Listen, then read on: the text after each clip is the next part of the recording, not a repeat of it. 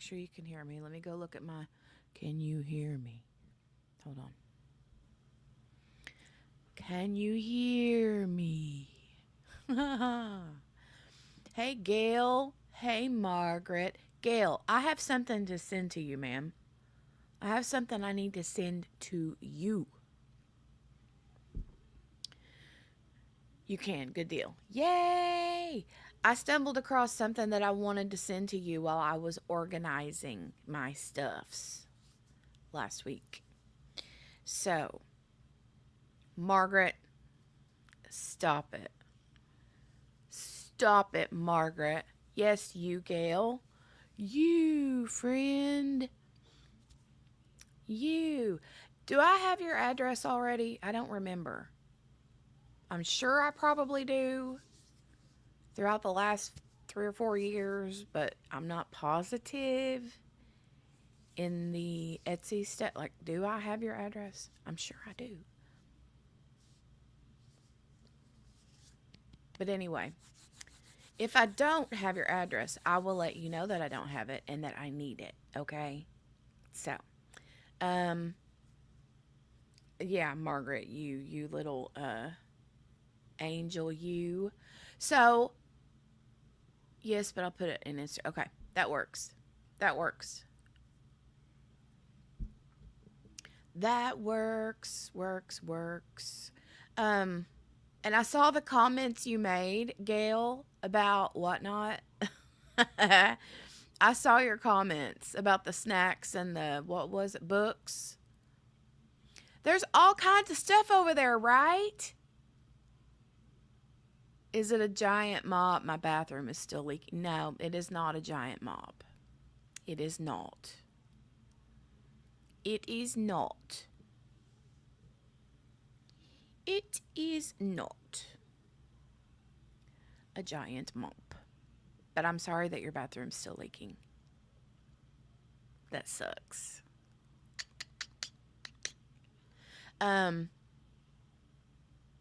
But yeah, I did see your comments on the replay. Hey, Sherry, I missed you yesterday. Girl. I missed you. Gail, is it not addictive? I mean, I had no idea about it. And I was like, shoot. Member for 11 months. Look at that. Yay. Hold on. Oh, wait, where's my arrow? There it is. Here we go.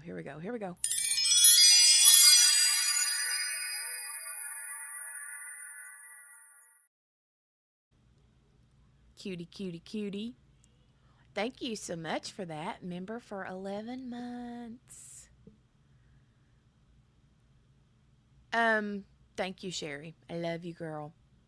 I was talking about you yesterday, too, in the stream from yesterday. I was talking about you, about how you love your sweet potatoes.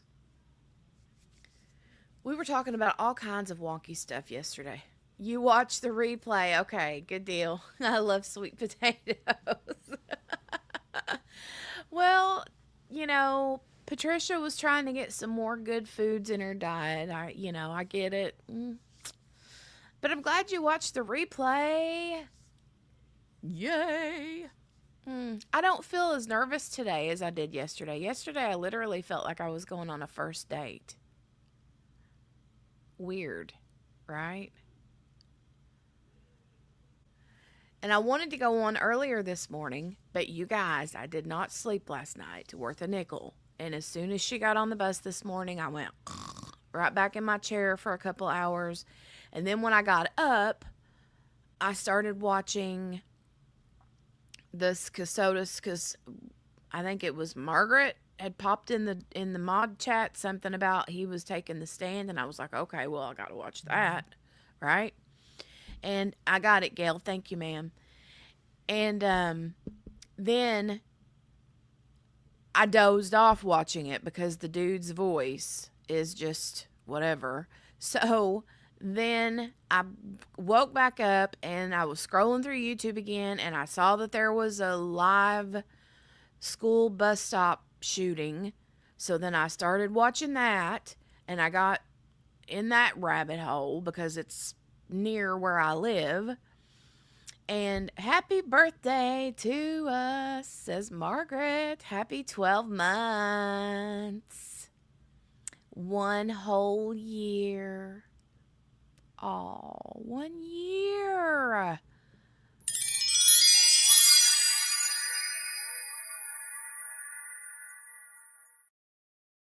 I love it. I love it. Thank you, Margaret. 12 big months. 12 big months. We got a 12-month or a 3-month-old baby, huh? 3-month-old baby. So, anyway, yeah, that school bus stop shooting was close to where I live. And so it really freaked me out. So I was like, trying to get the lowdown on that. And then,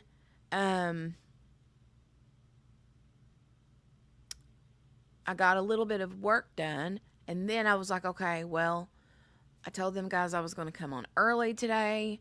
And I didn't want to do a stream because I figured because all the mods were watching him on the stand. So I was like, well, I don't want to interrupt them watching that. And then when I got on a while ago, I was like, okay, well, they're at lunch, and it says when they come back at 1, they'll be doing the cross-examination. So I was like, let's watch that together. So then I was like, okay, we'll hop on and do that. And then we'll talk about something else if we get I'll mention it really quickly. But you guys remember yesterday I was talking about those 2 kids. One was an 18-year-old boy. What was his name? Giovanni? I can't remember. Pelletier or something like that. Is it Giovanni? The 18-year-old boy from Florida who was missing. But they found a body, and I think they were just waiting to confirm that it was him. I don't know if they've done that yet. But then, not long after I finished the live stream yesterday, I got notifications on my phone that little boy, and I kept calling him Jackson. His name is not Jackson. It was Jaden Spicer from somewhere in Kentucky. I know Breathitt County, but I don't know what city. I don't remember. That little boy is 10 years old, and his mother actually confessed yesterday and took them to where his remains were. So, sad story. But I do want to look at that story because I have a lot of questions about that story. That's the one where the little boy's grandmother had custody of him, and she passed away, and then CPS deemed the mom worthy of having him back in her custody, and they gave him back to the mom, and then this happens. So anyway, there's a lot of things going on about that right now, and I want to take a look at that one. But I wanted to go ahead and watch this today while it was live and fresh. I have not watched this trial. I have seen bits and parts of it. I haven't watched the whole thing. I do want to go back and watch it all back, though. But I was like, everybody's watching this, so let's go ahead and just watch it together. So, anyway. This is let me share the screen real quick. Here it is. Add to the stage. And we'll watch this. Nicholas Kassotis. All right. Here we go. And this is only a couple minutes into it. If you missed it, I'll go back to the very beginning. Not to the beginning of the day, but just on the cross-examination part. I haven't watched the full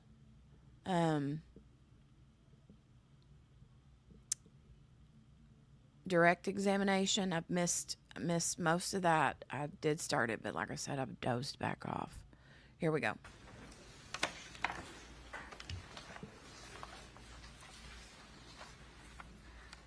Good afternoon, sir.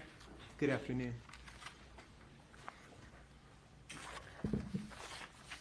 Mr. Kassotis, or Mr. Stark, you indicated that you were a officer in the Judge Advocate General Corps, correct? Yes, I was. And you were in that capacity for over 10 years, right? Roughly 10 years. You went to Boston University College. Yes, I did. You went to Northeastern Law for your JD. Yes, I did. And then you got your LLM in cybersecurity from Georgetown, correct? It was in national security with a emphasis in cybersecurity. Okay. All prestigious schools, right? Yes. You did very well in school, correct? Yes, ma'am. And as a JAG officer, you indicated that you were both a defense attorney and a prosecutor during your term as an officer in the JAG. Yes, ma'am. Be fair to say that the Navy requires JAG officers to be very on top of your cases, right? Absolutely. To be careful with records, correct? Correct. To be careful with what you send to whom, correct? Absolutely. You check and double check pretty much everything, right? Sometimes many more checks than that. You never looked at Jim McIntyre's credentials, right? Correct. Now, I just want to start with some of the things that we have in evidence. I'm showing you 2.26C. This is the photograph from Home Depot. That's you, right? Yes, ma'am. And that receipt that's attached to that from November 29th of 2022, that's also you, right? Yes, ma'am. It says your name on the receipt, correct? I believe it does, yes. It also says that you bought the Milwaukee Smooth Blade insulation knife on November 29th of 2022 at 8:56 a.m., correct? Yes, ma'am. And you saw the testimony from Special Agent Bernie with the FBI, correct? Yes, ma'am, I did. And that showed that your vehicle, your phone, and your business record put you in the vicinity of that Home Depot, correct? Yes, ma'am. You don't dispute that, do you? No, ma'am. And in fact, you then watched as he showed all of the different waypoints of your vehicle traveling down towards Riceboro, correct? Yes, ma'am. You don't dispute that that was your car, right? No, ma'am. You don't dispute that that was your phone, right? No, ma'am. And you don't dispute that that was you in the vehicle at the time. That is correct, ma'am. Okay. You saw the records introduced concerning the 2022 Ford Explorer purchased from J.C. Lewis, correct? Correct. And I'm pointing to 1.19. Do you recall? Who is that man and woman that was just in the gallery? Since you guys have been watching this, who are those people? Are those like his parents or her parents or what? Seen those business records introduced here in court? Yes, ma'am. Okay.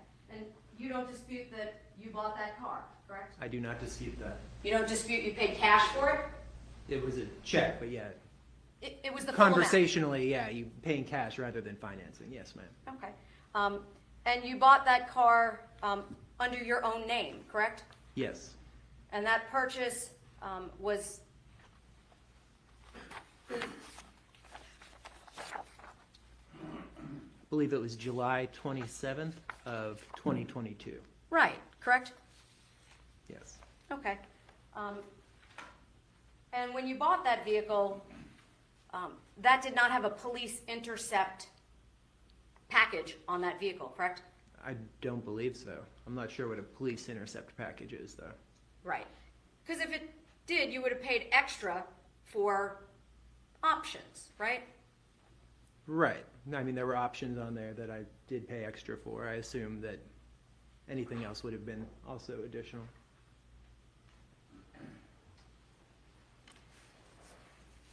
Now, you also purchased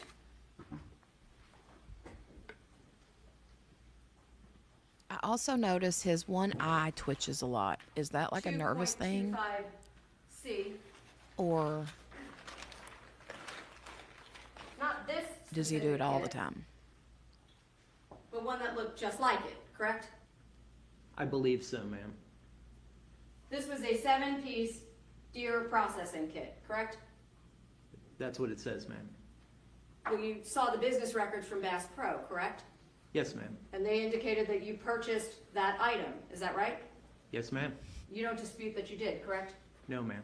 And it's your testimony in court here today that you are not a hunter, correct? That is correct. You were not going hunting on November 29th of 2022, correct? No, ma'am, I was not. So then why did you own that? Why did you And have just so that? we're clear, I'm going to show you States Exhibits 1.21, 1.22, 1.23, and 1.24.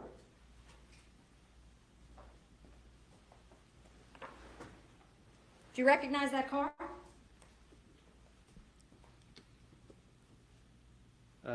It looks like the same make and model car that I had. And you don't dispute that you were down in a large wooded area on November 29th of 2022 at the time referenced in that photograph? I don't really recall where I was, ma'am, but, You don't recall where you were? right. Okay. But just a moment ago, you said you didn't dispute that that was your path of travel that Agent Burney displayed for the jury, correct? Correct, ma'am. Thank you. I'm publishing to the jury. Photograph 1.1, rather 1.21.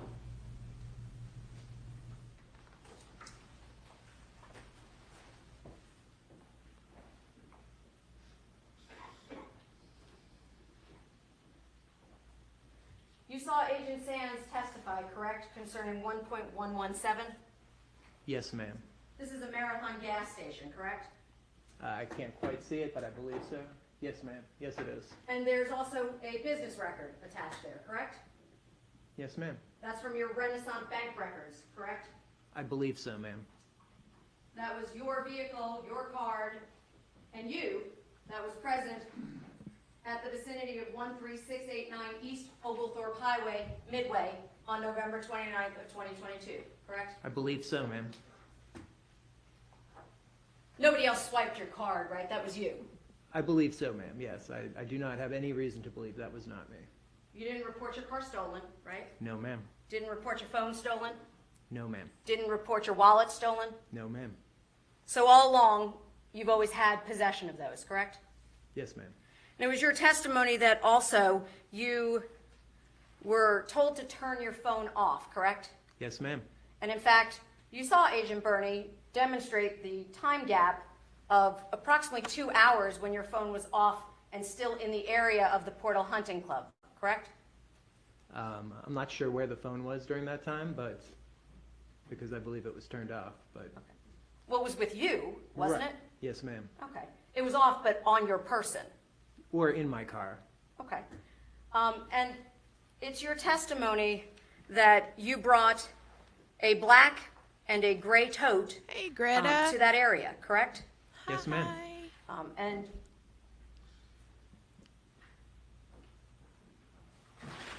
Good to see you.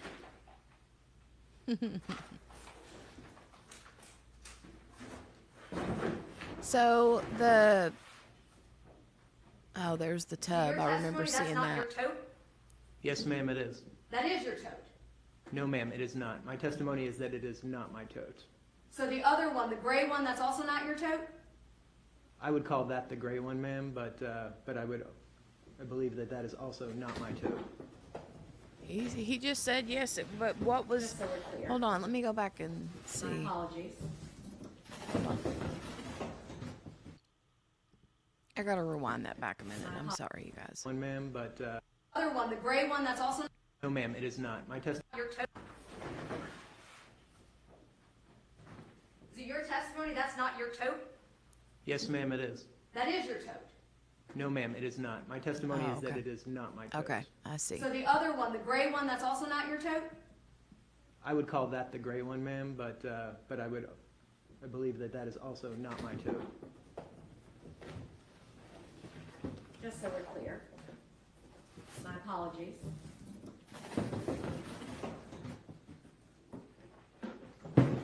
These two totes are not your totes? That is correct. There are two random black and gray totes that showed up on November 29th of 2022 in the vicinity of the Portal Hunting Club, and they're not yours? Objection, asked and answered. Overruled. I'm not sure when they turned up, ma'am, but they are not mine. I can explain why if you would like. You know how the process works, Mr. Kassotis. Okay, ma'am.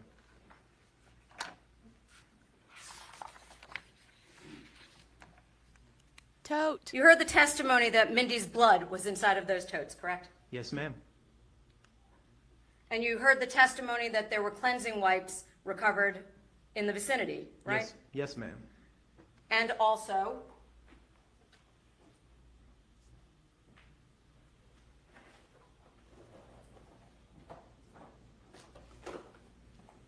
the knife. Yes, ma'am.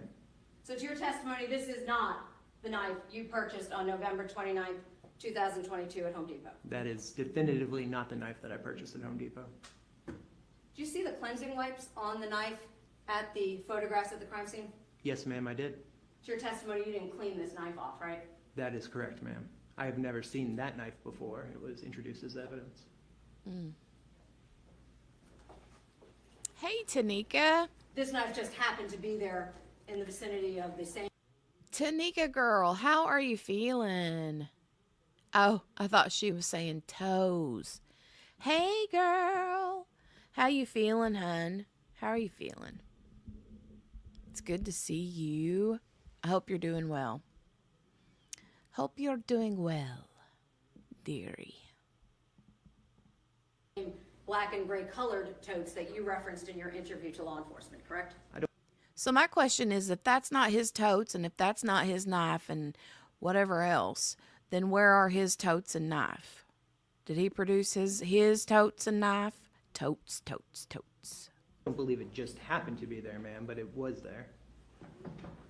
28 weeks ago. So see, Tanika, I knew. I had watched one of your videos and I knew that you were. And I'm so excited for you. Oh, I'm so excited for you. I'm so excited for you. So excited. That's amazing. And you glow. You are glowing. Glowing, glowing, glowing. And exhausted, exhausted, exhausted, right? Margaret says no more totes. No more totes. And it was your testimony, correct me if I'm wrong, that you bought the deer processing kit to give to somebody as a gift? Yes, to Mindy's younger brother, Matthew. It was important to Mindy that you get him something he liked, right? I believed so, but though I now have reason to question whether those messages were coming from Mindy or not. But you don't have any reason to say otherwise other than that you're guessing, correct? Correct. I love you, girl. Love you. But something so important to Mindy, you just left it at the house when you moved out, right? I was extremely upset when I moved out, and I left a lot of things there. So that was a yes, you left it at the house? Yes, ma'am. You never gave it to Matthew? No, ma'am. Do you know what you're having yet, Tanika? Or are you keeping it at, like, You heard testimony from Samantha, correct? Yes, ma'am. a surprise? And that was your third wife at the time, correct? At the time, yes, ma'am. You heard about the relationship leading up to you meeting her in person, right? Yes, ma'am. And you started talking to her as early as late September 2022, correct? I believe Oh so, my ma'am. I'm not gosh. 100% sure, but that sounds right. Well, you saw the text messages, right? I didn't actually look at them that closely, but if they say late September, that would be correct. It was either late September or early October. I'm not 100% sure. So you're going to have Sugar Bear 1 and Sugar Bear 2. Those messages were not sent by Signal, correct? Correct. They were sent on social media, correct? Correct. Those messages were sent by you, correct? I believe so. Well, here. Let me give you two specifically to look at, 1.95 and 1.98.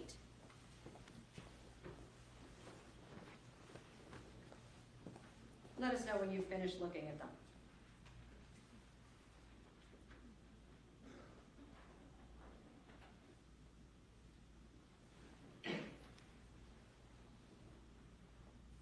Hopefully you get to use a lot of Sugar Bear's hand-me-downs. That'd be cool that you wouldn't have to like buy a bunch of new stuff all over again. There's 13 years difference between my two, and so yeah, it was like I had to rebuy all the things. I'm done, ma'am. Those are text messages or communications that you sent to Ms. Kolesnik, correct? Yes.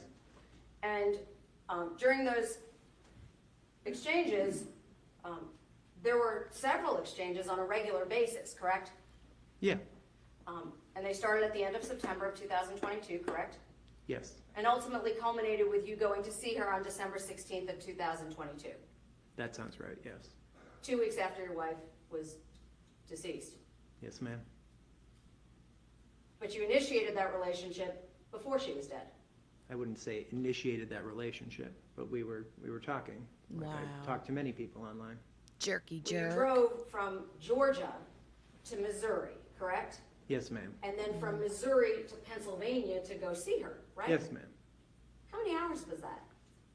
Quite a few. I'm not sure exactly. But you weren't just talking? No, at that point we were, we had progressed into more of a relationship, but I'm saying that that wasn't how things had started in September. Right, but on December 16th, 15 days after you told your wife's parents she was dead, you drove to Pennsylvania from Missouri, correct? 15 days after I learned my wife was dead.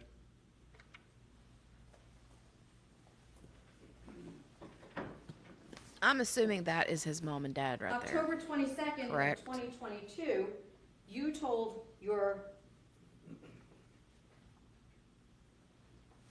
Mrs.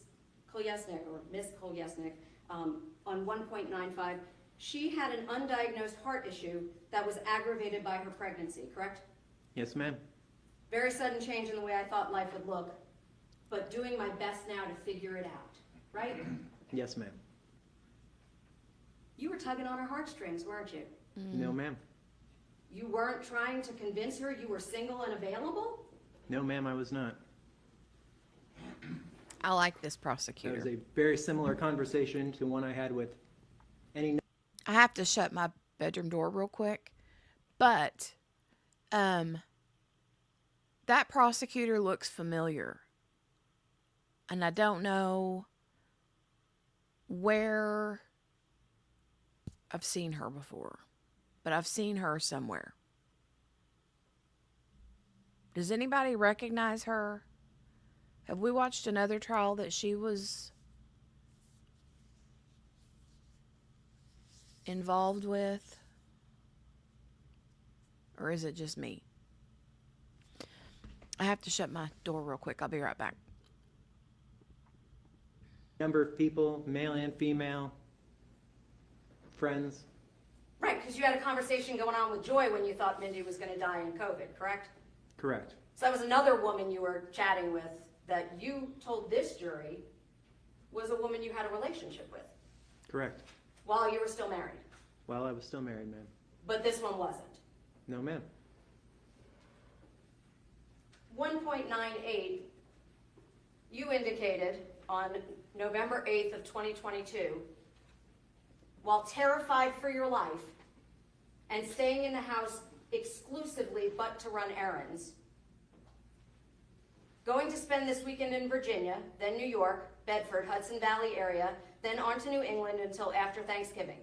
So hopefully going to spend a little time poking around and seeing how a few spots feel in terms of life there. That was not true. That was not true, ma'am. You weren't trying to convince her to trust you? Poking No, ma'am. around and feeling how things feel. Why make that up? Okay. That was something we were regularly told to do, say that we would be in different places, and then if there was a concern, it would be somewhere that we weren't. So Jim told you what to say in each of your text messages to Samantha?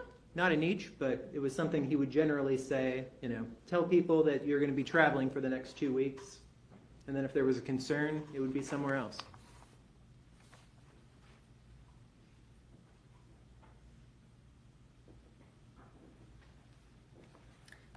After you found out that Mindy had passed, you testified to this jury you never got a single document of any sort from the Yeah, me doctors, too, correct? Margaret. That is correct. You just told this jury that you were a JAG officer, correct? For 10 years. I was. You checked every detail, right? Yes. Verified everything, right? Yes, ma'am. You didn't get a single document at any point in any of the time after her death? No, ma'am, I did not. Death certificates, 1.68. They're registered with the state of Georgia. You're aware of that, right? I am. You never got a single copy of a document from a courthouse? No, ma'am. I asked about it once, and I should have followed up, but I did not. You yourself as an attorney never got a single document. No, ma'am. I didn't have any reason to have a document, and so I failed to follow up on it. You were on trial for murder, correct? Ma'am, I was not. In anticipation of today, in your testimony, you knew you were on trial for murder, correct? Yes, ma'am. And you didn't bring a single court document with you. Well, ma'am, I believe the testimony is fairly clear that I was lied to about Mindy's death, and that I did not have a document because there were no documents. You worked for APIS Security, correct? I believe so, ma'am. No W-2, right? At some point I saw a W-2, but But you didn't bring one. no, ma'am. I believe there was one in Discovery, but I don't recall. You do. You believe there was one in Discovery? I believe so, ma'am. Can you tell us what document that was? I can't recall. I believe it was a tax document. Was there a W-4? I don't recall. I'm not sure what a W-4 is, ma'am. An I-9? No, ma'am. No tax documents? No. I-9s are... Okay. He doesn't know what a W-4 is. I know what a W-4 is. And this man is an attorney. Right?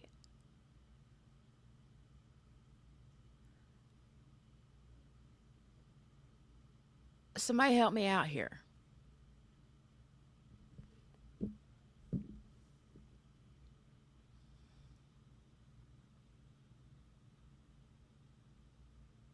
Somebody help me out here. for immigrations, you know, proving that you're a citizen, so. What about tax records? You got paid, right? It was paid into a trust, ma'am. So you have zero records reflecting being paid by APIS Security, correct? Well, I have the records that you provided to me during discovery, but 1.84. You provided Samantha with an employment verification, correct? yes, ma'am. You indicated you worked for them February 12th, 2018 to present. That was January 12th of 2023, correct? Yes, ma'am. You never got a single paycheck? Not paid to me, no. So for 5 years, you worked for a company and got zero money handed to you. Handed to me, yes, ma'am.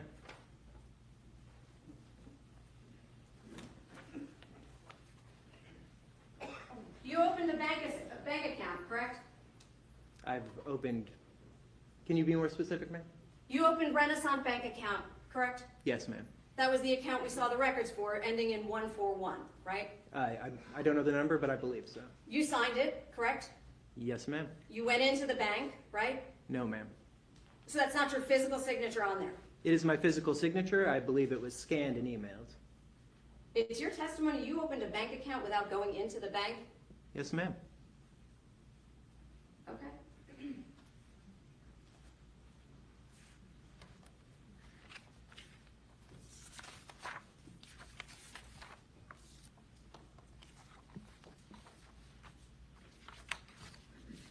You provided Samantha with a driver's license, right?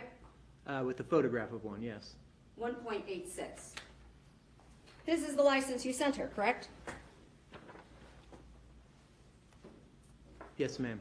I'm showing the jury 1.111, which is the same photograph, correct? Yes, ma'am.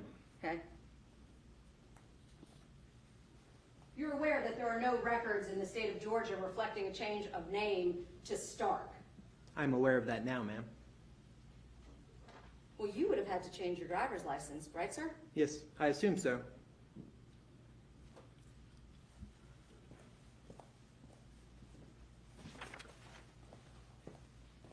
I feel like he's trying to act like he's got amnesia Delaware. or something. This was issued January 13th, 2023, 1.112. That's you, right? Yes, it is, ma'am. Is that a current picture of you? That was current at the time, ma'am. Right, Margaret. Publishing to the jury. And it's your testimony that you got one under the name Kassotis because of a glitch at the DMV? It wasn't a glitch, ma'am. Well, you testified that the Social Security Administration told you it would update in 24 hours your name change, right? They said likely 24 hours, though there was a chance it would be sooner.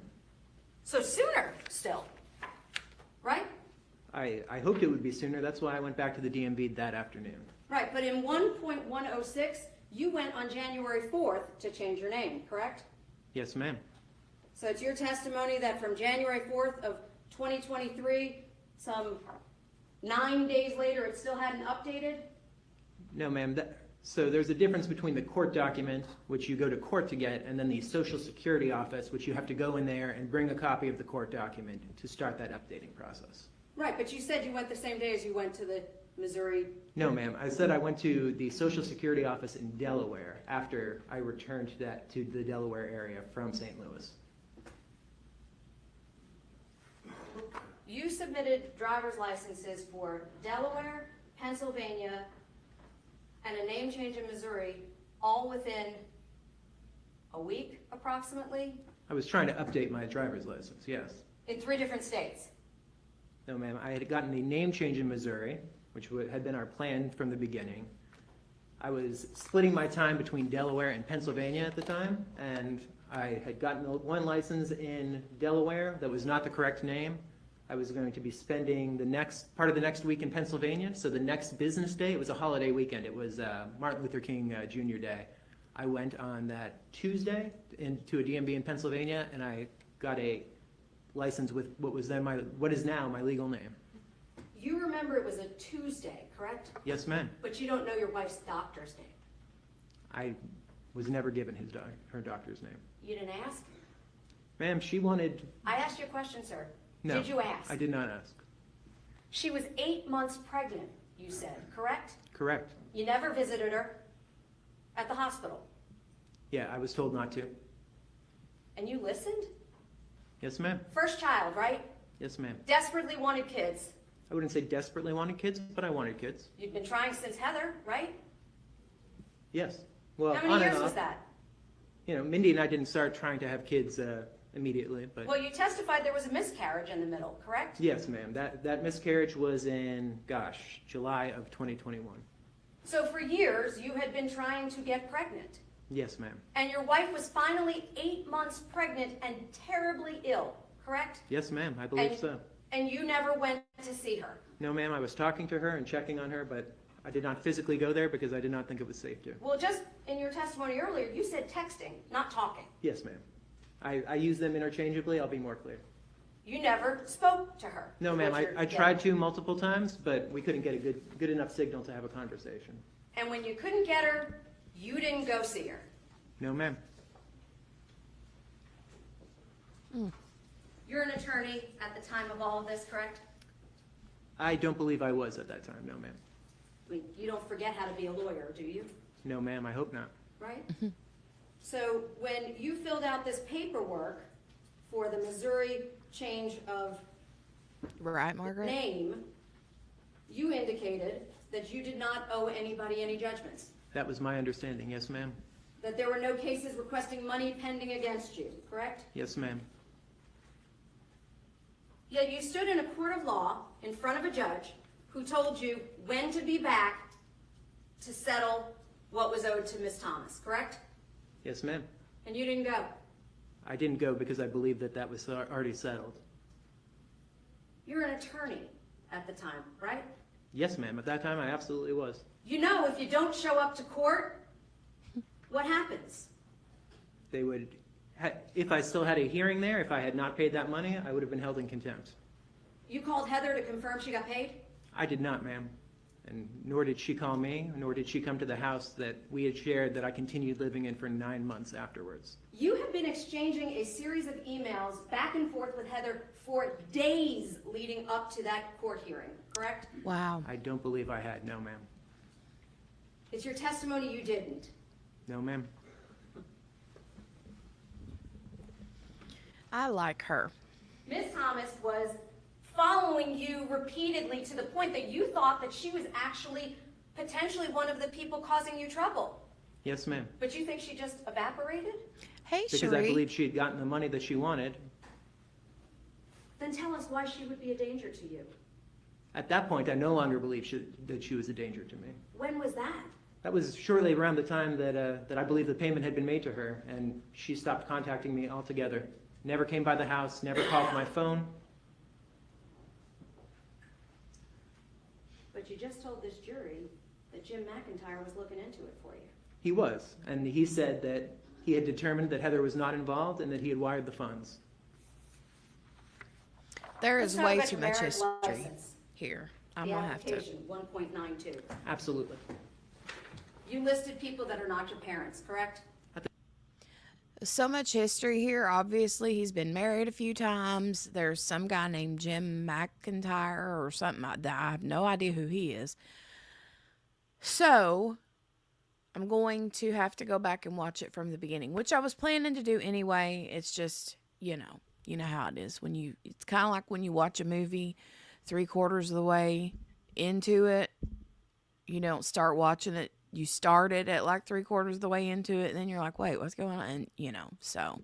But I knew it was going to be this way. At the time, I believed them to be my parents. They're sitting in this courtroom now, right? Yes, my parents are. You don't disbelieve that Linda and Wayne Kassotis are your parents? Not anymore, no, ma'am. And with all Okay, so was he adopted, I'm guessing? That's why the name change? What? I'm going to go back and watch next week when I'm home. Good idea. Good idea. Gail says I've got to run. I will watch the rest on replay. Love y'all. Love you, Gail. Have a great rest of your day, ma'am. due respect to your father sitting here, that's the man you moved 100+ times because you were afraid of? I wouldn't say 100+ times, but yes, ma'am. We moved probably 50 times because I was terrified. Well, the 2 times that you just talked in direct testimony, you said 15 to 25 times twice, and then moved countless other times, correct? I wouldn't say countless other times, ma'am. Well, your recollection was every time you moved a week, right? You could tell this jury when you were in each different place, correct? Yeah, I have because we move so often, it's actually pretty easy for me mentally to remember where we were when, because oftentimes we were only in a place for 2 days, so if you remember the 4th of July happened while you were in that house, you know when you were there. But you don't remember. Hey, the Donnie. lifestyle. No, ma'am. Let's just be clear, 2.32. This is Mindy, right? Absolutely, ma'am. During your interview with law enforcement,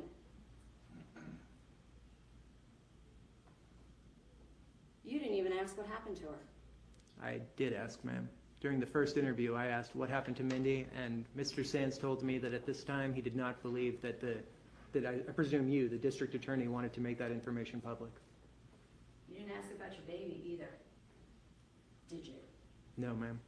Not once in 2 hours and 10 minutes, correct? Yes, ma'am. And not once in almost 2 hours in Liberty County, correct? Well, ma'am, in Liberty County, as you all saw, was the time I was told that Mindy had not been pregnant when she died. Until they told you, you didn't ask about the baby either, right? No, ma'am.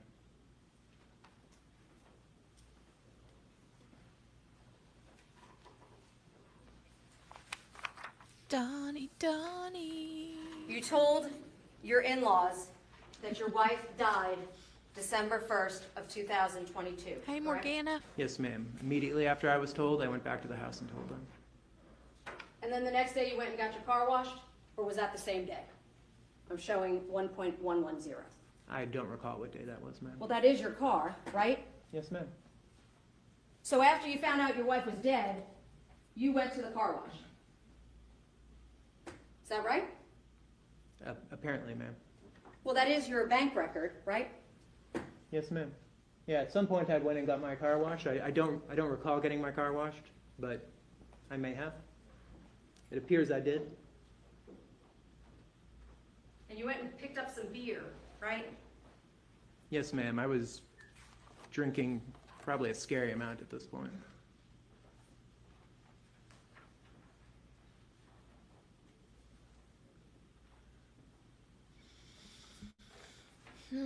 During your direct examination, I didn't hear any reference to 2.44 or 2.43, the rug, correct?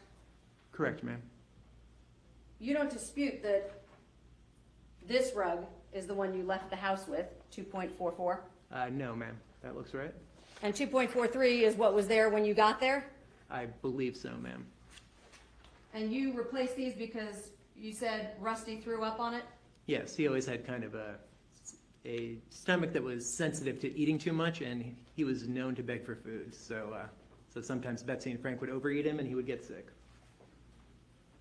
You didn't just clean the rug? No, ma'am. Mindy had put it in a plastic bag and stuck it out back because it smelled, and by the time I had time to try to clean it, 2 days had passed, and the entire thing smelled absolutely awful. Had nothing to do with the blood that was underneath the rug, right? There was no blood underneath the rug. Well, you saw the photographs here, correct? Yes, ma'am. Is it your testimony that law enforcement somehow put Blue Star on the floor of that house? Ma'am, I have no idea what blood that is or when it was there, and unfortunately, law enforcement never tested that. Right. And so the blood on the futon that was Mindy's? I have no idea how that blood got there, ma'am. Okay. I didn't spend a lot of time in that room, so You lived in the house, right? yes, ma'am. It was also your testimony that initially Jim was an FBI agent, right? I believed he was. Okay, so Greta says Jim make believe, adopted likely make believe. So you mean there's no proof of this Jim dude? Like Jim hasn't been on the stand yet? Hasn't been produced yet? Can't find him? What? And then the parent, what? Adopted likely make believe? Like,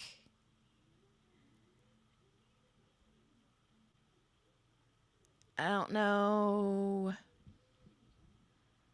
Hi, big fish, small pond. Hello. How much blood? I know. On the futon, I did see pictures of that when they first had it on.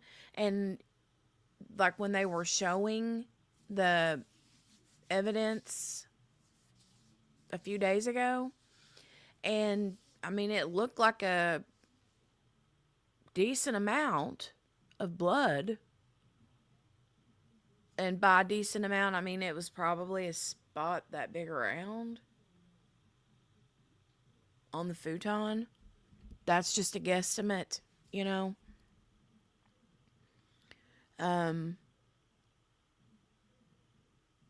No, there has been no Jim so far. Donnie says no, he doesn't exist. Okay. Jim has been a mythical character. That much I did get. Okay. We'll see. Goes to show, because I have not been watching it. I'm going to go back and watch it. But the adopted part, though, I don't get that. Like, the guy in the blue shirt there in the gallery on the right and the woman in the green with the blonde hair, those are his parents.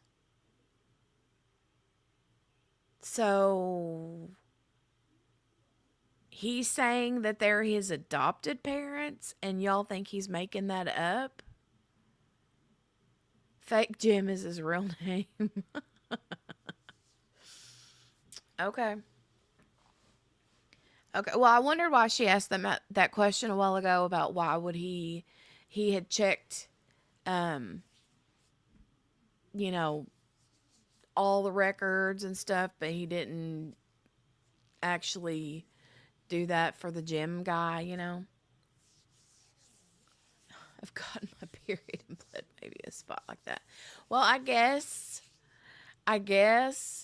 but you know, whenever you have someone who's probably been injured and then taken out and dismembered and thrown all around the place, that's a little bit different. That you know, a little bit different. This case is so confusing, but Jim is made up. Okay. Well, now I know that Jim is made up. I don't know about the adoptive part. I'm still like, For, what? gosh, 2 years? Over 2 years? And at some point you determined that he was not, correct? Yes. You didn't move after you figured that out, right? No, as I testified, we had a big argument about whether or not we should, stop dealing with him altogether. He's just a whole lie all around, right? I don't You also either, didn't Big move Fish. After your father and Honestly, me either. I need to go back and rewatch it from the beginning. I just know that a lot of my mods were watching this, with him taking the stand. And so when they started the cross-examination, I was like, well, I'll hop on and we'll just watch it together. So, but I do want to go back and rewatch it from the beginning. uncle showed up at your house, right? That is correct. You were moving hundreds, or at least, my apologies, at least 50 times, Yes, correct? ma'am. Yes, at least 50 times, definitely. Over 7 years, correct? Yeah. How long was it? I have 5 years? Yeah. 5 years. So over 5 years, you kept moving because that man was your threat.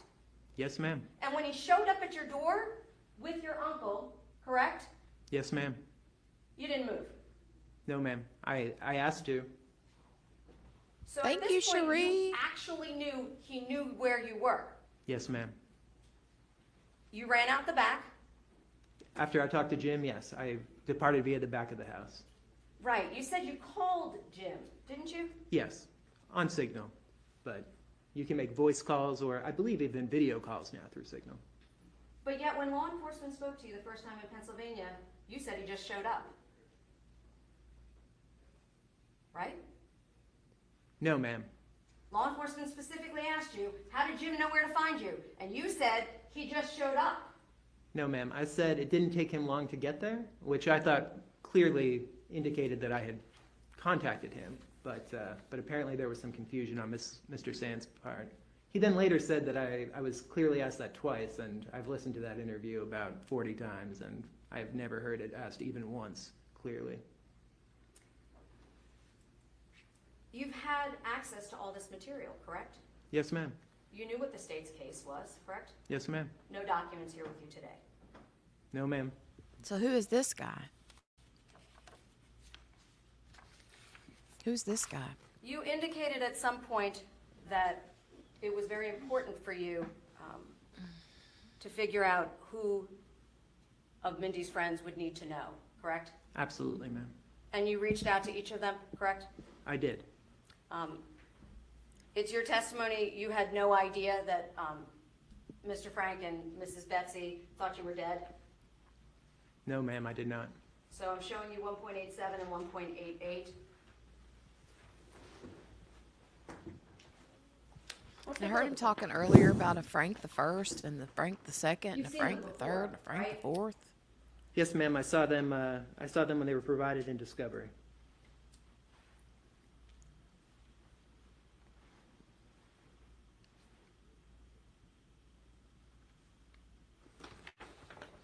Did you see the email address on that? I do, ma'am. Yes. That's Apis Limited, correct? Yes, ma'am.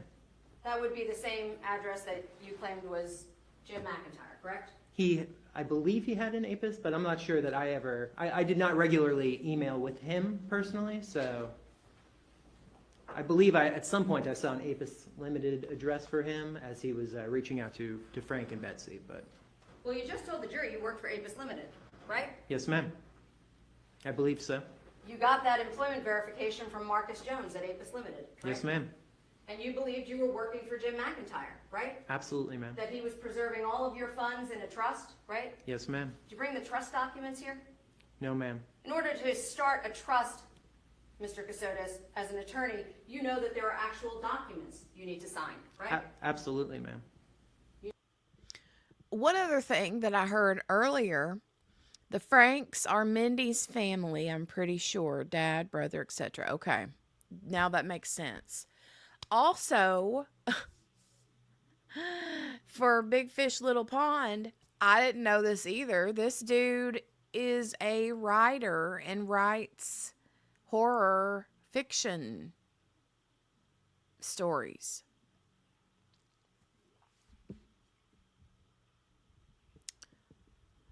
What? You never preserved any of those? At some point, I lost them. I don't know exactly Oh, really?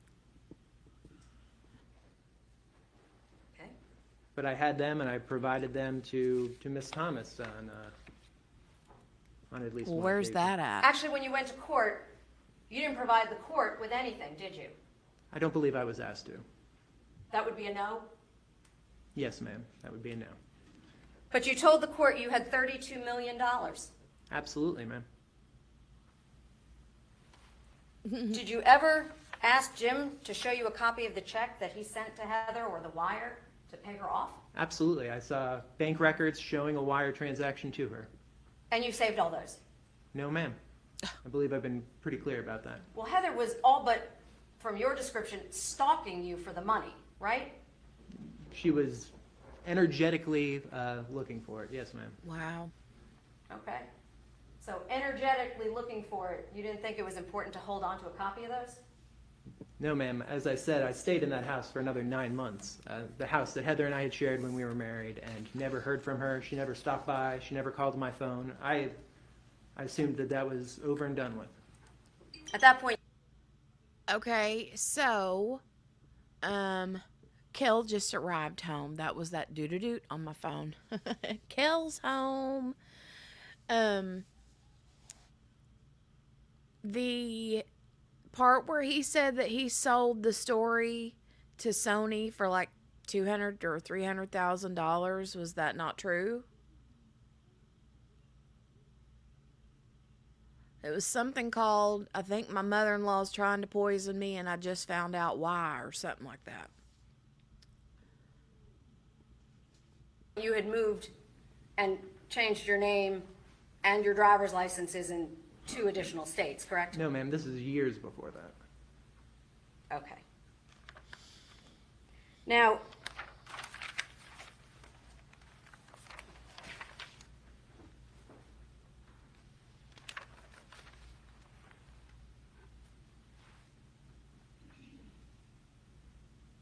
initially, I believe you told us that you contacted the FBI, and that's when Jim showed up, correct? Yes, ma'am.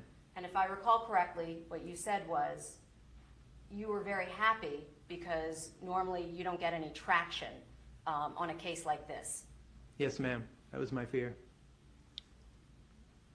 But then Jim McIntyre, according to your testimony, spent the next 2 years acting as your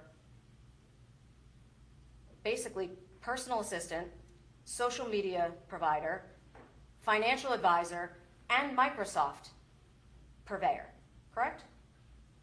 I'm not sure I would use all of those, but he was somebody that we were dealing with very closely throughout all of this. You thought that an FBI agent just decided to take you on with a case you didn't think that he was actually even going to investigate? I had been worried that he wouldn't investigate it. I was very happy that it was being taken so seriously. Right, Donnie? And it's your testimony to this jury that after 10 years in the JAG, you believed he was an FBI agent. Absolutely. And I've dealt with law enforcement, both the state, the local, and federal law enforcement extensively. There was nothing that concerned me at that time.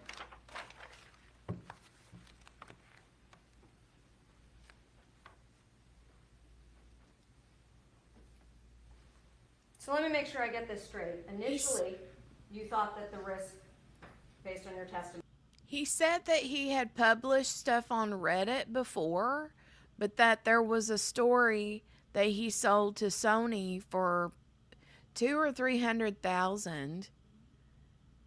And then the attorney said, "Well, what about the 4,000 or something, or another $1,000 or $100,000 or something?" And he said, "Oh, that went for like legal fees and blah blah blah blah blah." But I did hear him say that about publishing something on Reddit too. An ultrasound? What are you getting an ultrasound on, Donnie? was because of the Washington Post article. Absolutely, ma'am. Then you thought it was Wayne, correct? No, ma'am. Then we started looking at others. We looked at an ex-boyfriend of Mindy's, Heather, my ex-wife. Then we looked at a former boss of Angela's who had tried to assault Mindy. He was a very kind of rich and powerful man. And then... I'm sorry, I didn't mean to interrupt you. And it wasn't until after we had exhausted those leads that he started looking at our immediate families.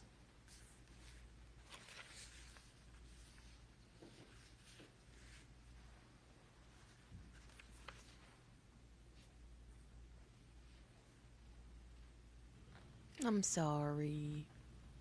So when Jim McIntyre, you determined, did not work for the FBI, he promptly told you how he knew to come and see you and Mindy, right? No, ma'am. And that is one of the things I've thought about extensively over the last 27 months as this case has gone on, that as to how he entered our life, I never followed up. And there are, frankly, a lot of mistakes I've made over the last 7 years of my life that I spent a lot of time thinking about. He just showed up at your house and said he was the FBI. Yes, ma'am. So is he thinking that the Jim McIntyre is the one that did it? Is he trying to blame the Jim dude for the murder or what?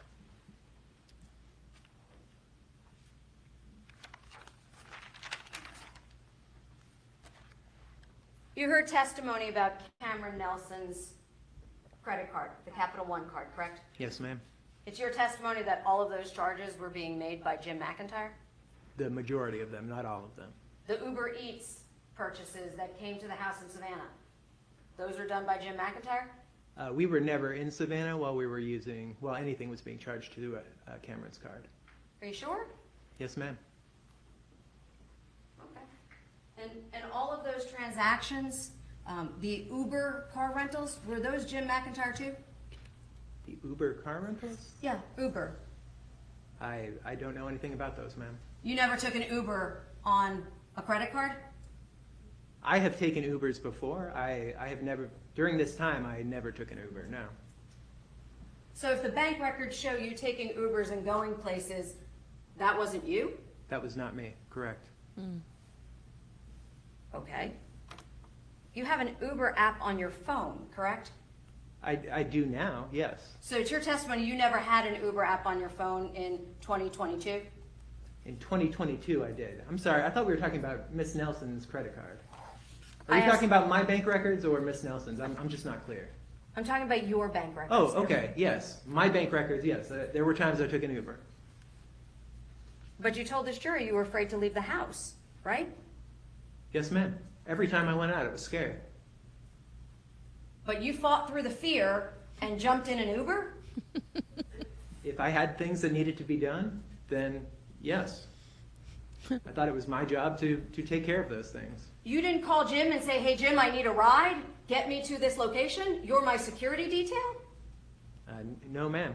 Sometimes he would drive me places, but for regular errands, no. That was something that I dealt with. Either I had Mr. Frank Mebane drive me, or I would call an Uber. Right, because on November 29th, you clearly went to Home Depot by yourself, right? Yes, ma'am. At that point, I had a car, so I was not taking Ubers anywhere.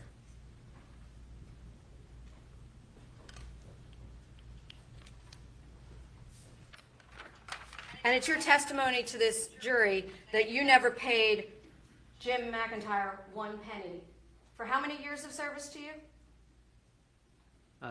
I believed that we were both benefiting from this. That's not what I asked you. I asked you if you paid him. No, I did not. So in all of the years that he worked with you, you never paid him. No, ma'am.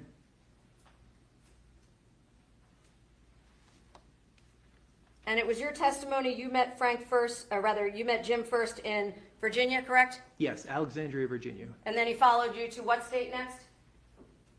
We saw him multiple times in Virginia, then later we saw him in South Carolina and in Georgia. And then you said you didn't see him much. Yeah, I believe I only saw him once, maybe twice when I was in Delaware. Okay.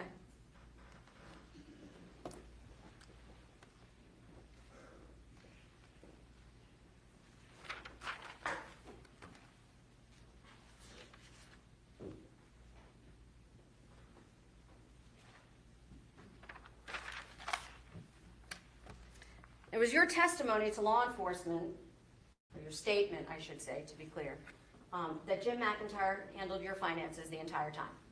Yes, ma'am. That included setting up all of your Airbnbs, correct? Yes, ma'am. Except the one in Savannah, because you bought that one, right? Yes, ma'am. And there were two at the very beginning, one in Alexandria and one in Charlottesville that I set up personally. Well, and don't forget the one in Hilton Head that you got for Frank and Betsy afterwards in your name too, right? Yeah, that wasn't an Airbnb, but correct. I did set up that rental. In the name Kassotis, right? Yes, ma'am. While you were still afraid that people were coming after you. And your wife now was already dead. Yes, ma'am. And you're still using your name Kassotis. That was my legal name at the time. Yes, ma'am.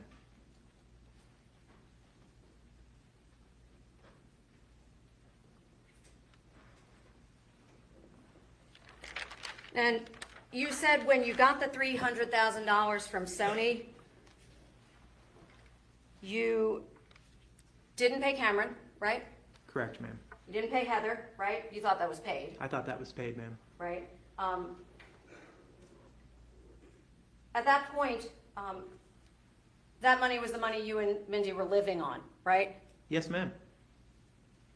Jim McIntyre didn't control that money, correct? No, he did not. He said he was monitoring it and taking actions to prevent it, but he did not control that money. So you did have $300,000 to your disposal at least on June of 2022. Absolutely. That was a non-negotiable point for us, was that we get to control our own money.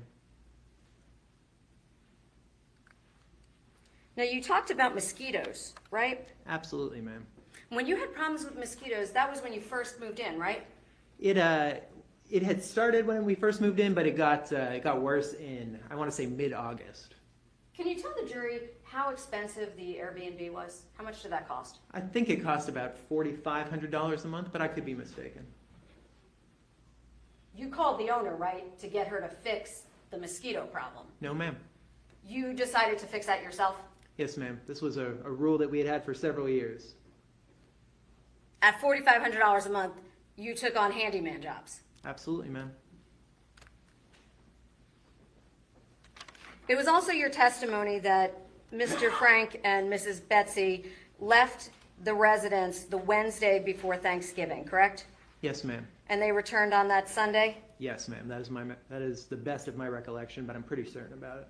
Well, you testified under oath to that, right? Yes, ma'am. So if you weren't sure, you would have told us that, Yes, right? ma'am. There's also your testimony that your wife went into the hospital on Saturday, that weekend, correct? I believe it was Saturday. There's a slight chance it could have been Friday, but I've thought about this a lot. I'm relatively certain it was Saturday. Well, you just, again, testified under oath. Yes, ma'am. It was Saturday. Yes, ma'am. You didn't give us an equivocation earlier, Yes, did you? ma'am. No, ma'am, I did not. And you said it was Saturday, correct? Yes.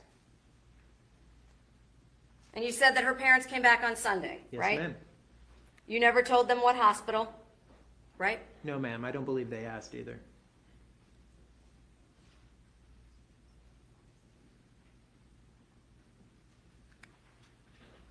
And then it was your testimony that you talked to Mindy Monday, Tuesday, and Wednesday, correct? I believed I talked to Mindy. Okay. So that was a yes. Yes, ma'am. I'm uncertain. I think I've been pretty clear that I don't know if it was Mindy or not. It was a message from Mindy's Signal account. But you could have called her on the Signal account, right? As I said, I tried to call her, but she didn't have a good enough signal where she was, so we couldn't hear each other. But you never talked to her after she went in, so how would you know that? As I said, I tried to call her, and when we could not verbally talk, we messaged each other via Signal. And then you went to pick her up on December 1st, correct? Yes, ma'am. You heard testimony from Dr. Mondor that on December 1st, she was already dead, right? Yes, ma'am. You have no reason to disbelieve Dr. Mondor's estimation, do you? I do not, ma'am, no. Which is why I have said I do not think I was talking to Mindy for most of that week. And when you went to the birthing center and they told you that Mindy had passed, you didn't see Mindy, correct? Correct, ma'am. I asked to, and I was told I was not able to at that time. You never once referenced the baby during your direct examination when you talked to the doctor. Well, ma'am, at this point, I'd learned roughly a little over 2 years ago that there was no baby. We didn't mention it to law enforcement either when they first approached you. No, ma'am. I guess I did not. I believe we talked about the pregnancy quite a bit, but not specifically the baby. Not on the first interview, Mr. Kassotis. You didn't. Yeah, I'm relatively certain we talked quite a bit about how Mindy was pregnant and where I thought she was. Yes, ma'am. Okay.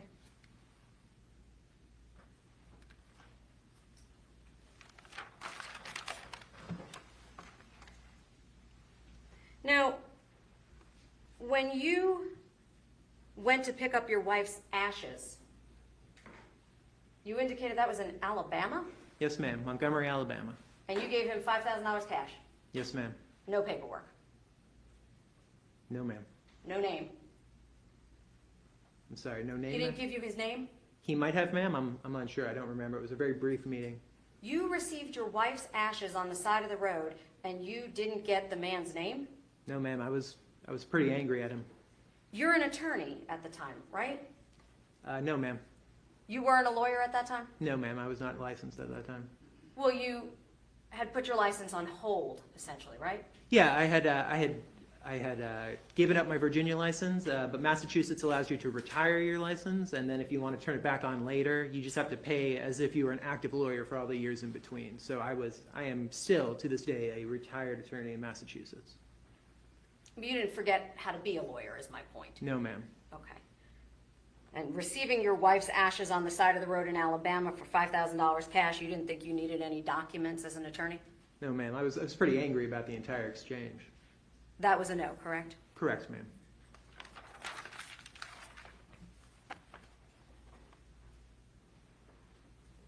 And I just want to make sure I understand, your car burst into flames in the condition we saw it in this courtroom on your way to purchase a house, Yes, ma'am. and you never bought the house. No, ma'am. That's a real estate transaction, correct? That is a real estate transaction. Yes, ma'am. Those require written documents, correct? Absolutely, ma'am. You lost $50,000, you said, right? I did, ma'am. You have no records of that? Ma'am, you have all my banking records. You can see the EMD coming right out of it. Right. And your testimony is you don't have a record reflecting anything concerning that transaction that day? Ma'am, you have all of my electronics, and that's how all these documents were. They were e-signed. Well, actually, withdrawn.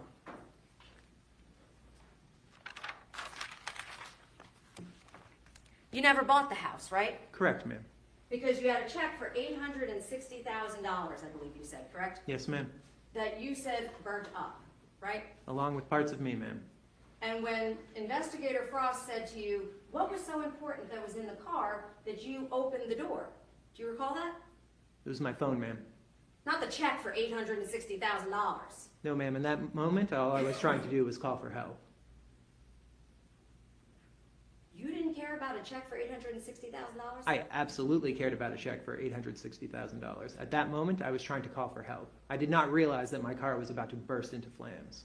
Detective Frost had to tell you about the check, didn't he? No, ma'am. I remembered the check. I thought we were talking about something else.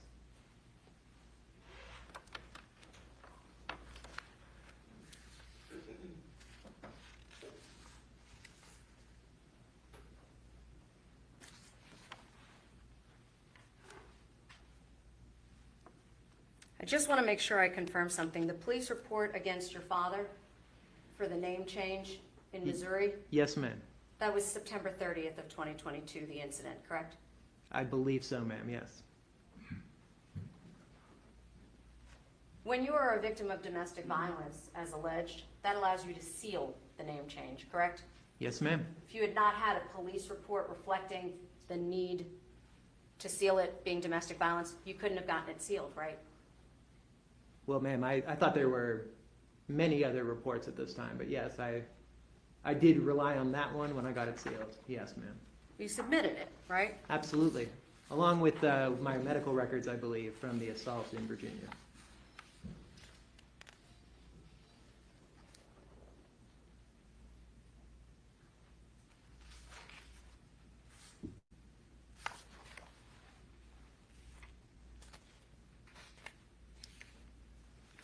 And Mr. Kassotis, when you received Mindy's remains, you had testified that it was so important to you and Mrs. Mevin to figure out who would want to be notified, right?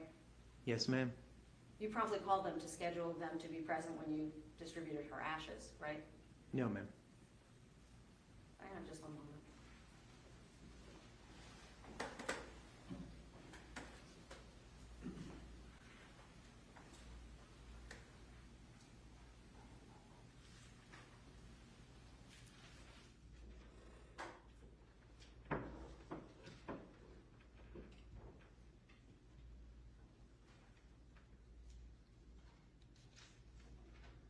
Mr. Kassotis, in anticipation of today's date,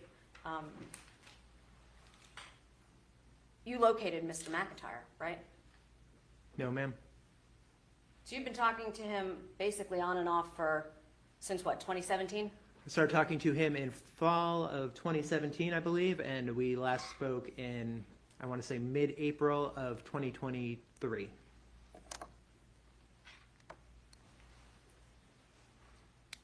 And the records for Apis Limited, you subpoenaed those records in anticipation of court, correct? No, ma'am. You know what a subpoena is as an attorney, right, sir? I do, ma'am.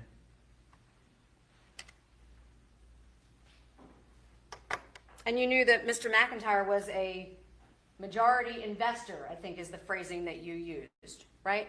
That was what I believed, ma'am. You hired a private investigator to find him? No, ma'am. I hope the state would do that, but y'all didn't really care that much. Objection, Your Honor. Move to strike. It's argumentative.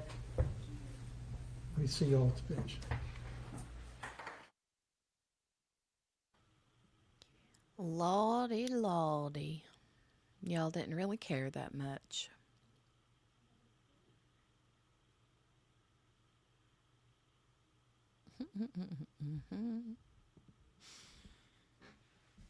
Hold on, let me fast forward it.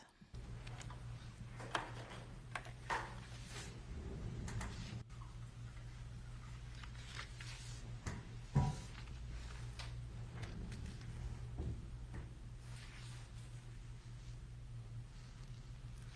be right back. I gotta go let Poppy out to use the potty.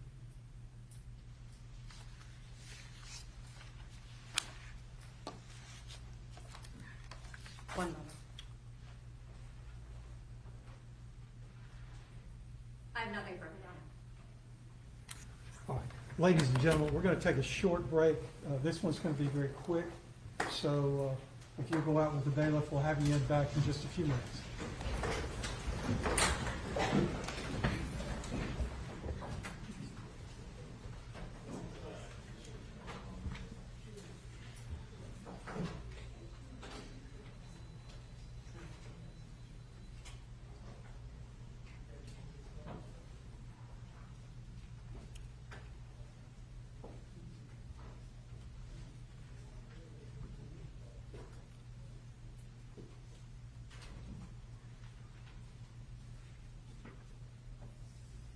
All right, everyone just remain seated, and this won't be but a second.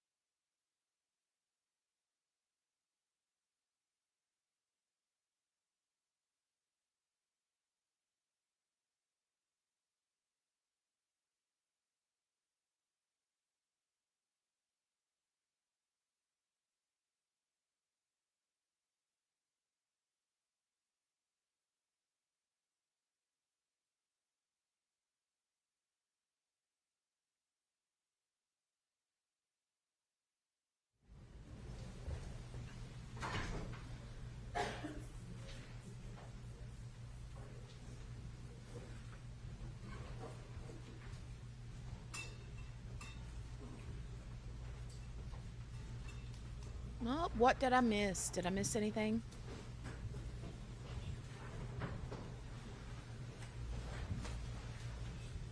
I heard her say no further questions as I was leaving out of the I do doctor. believe these are not your totes.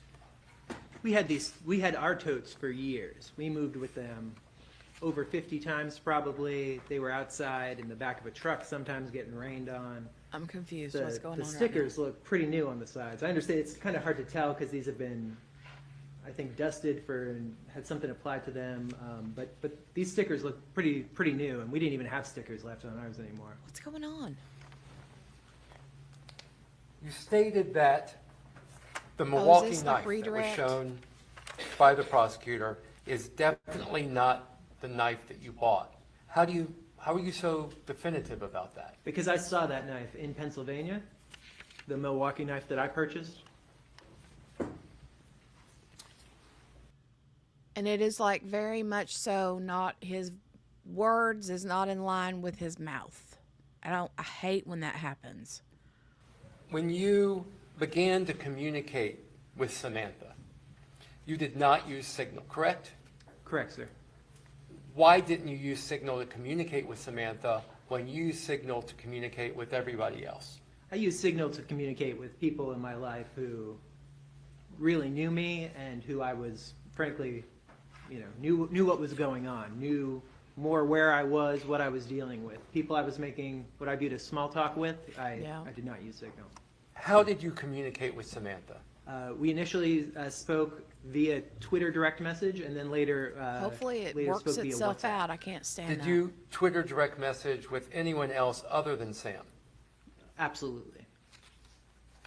And I believe you said WhatsApp. Did you use WhatsApp with anyone other than Samantha? Yes, though not as many people. WhatsApp is another encrypted messaging app. I believe it's owned by Facebook. Most people I spoke with off of there, or I spoke to on WhatsApp, would also have been people I spoke to on Signal. So, but there were, I don't know, 3, 4, 5 people somewhere in there that I spoke to on WhatsApp. The prosecutor brought up that you did not receive any paychecks from APIS Security, correct? Yes, sir. How did you get paid from APIS Security? My understanding was that the payments were going into a trust until such time that it was safe for us to receive the money. Renaissance Bank, you say you did not go into the bank to open that account. That is correct. How did you open that account without going into the bank? I was given the name of I believe his name is David Anderson. He's a manager at the Dunwoody. I don't know where Dunwoody is. I think it's up by Atlanta. The Dunwoody branch of the Renaissance Bank. He dealt with a friend of mine, and she said that he would be somebody to help. I needed a bank account, and he was nice enough to do it. I had to send him my identification, the signature form, but he set it up over the phone. Later, I went into Renaissance Bank multiple times, but in different branches. But I've actually never met Mr. Anderson because I never made it to Atlanta. When did your name change become official in Missouri? January 4th, 2023. Where did you go into Social Security in order to have Social Security change your name? Wilmington, Delaware. And when did you do that in Delaware? About a week later, we were just talking about the dates. It was the date I got my Delaware driver's license, but I forget. It was roughly a week later. So just to clarify, the same day or a different day in Delaware? You went to Social Security? I went to and the Social driver's- Security and DMV on the same day in Delaware. It was the end of a week. I believe it was a Friday.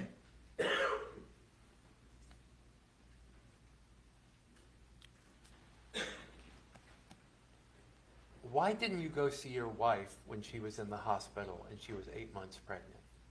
I was talking to her. I didn't think there was any reason that I would not be seeing her shortly, and I thought that it was safer not to. I'm trying to understand what you mean when you say you were talking to her. I was messaging with her on Signal.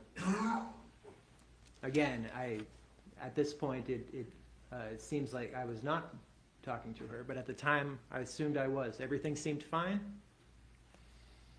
Okay. Your court date with Heather in Virginia was in January of 2019, is that right? Yes, sir. How much longer did you remain in the marital house that you had previously had with Heather after that January 2019 court date? Until late October 2019. I don't recall the exact date, but I remember that it was during the World Series because it was a big deal in the area. The Nationals were in it. As far as you are aware, did Heather know that you were still in that house? As far as I am aware, yes, she did. And did you ever see her come by that house after January of 2019? Never once, and we had a camera looking at the driveway in the front of the house.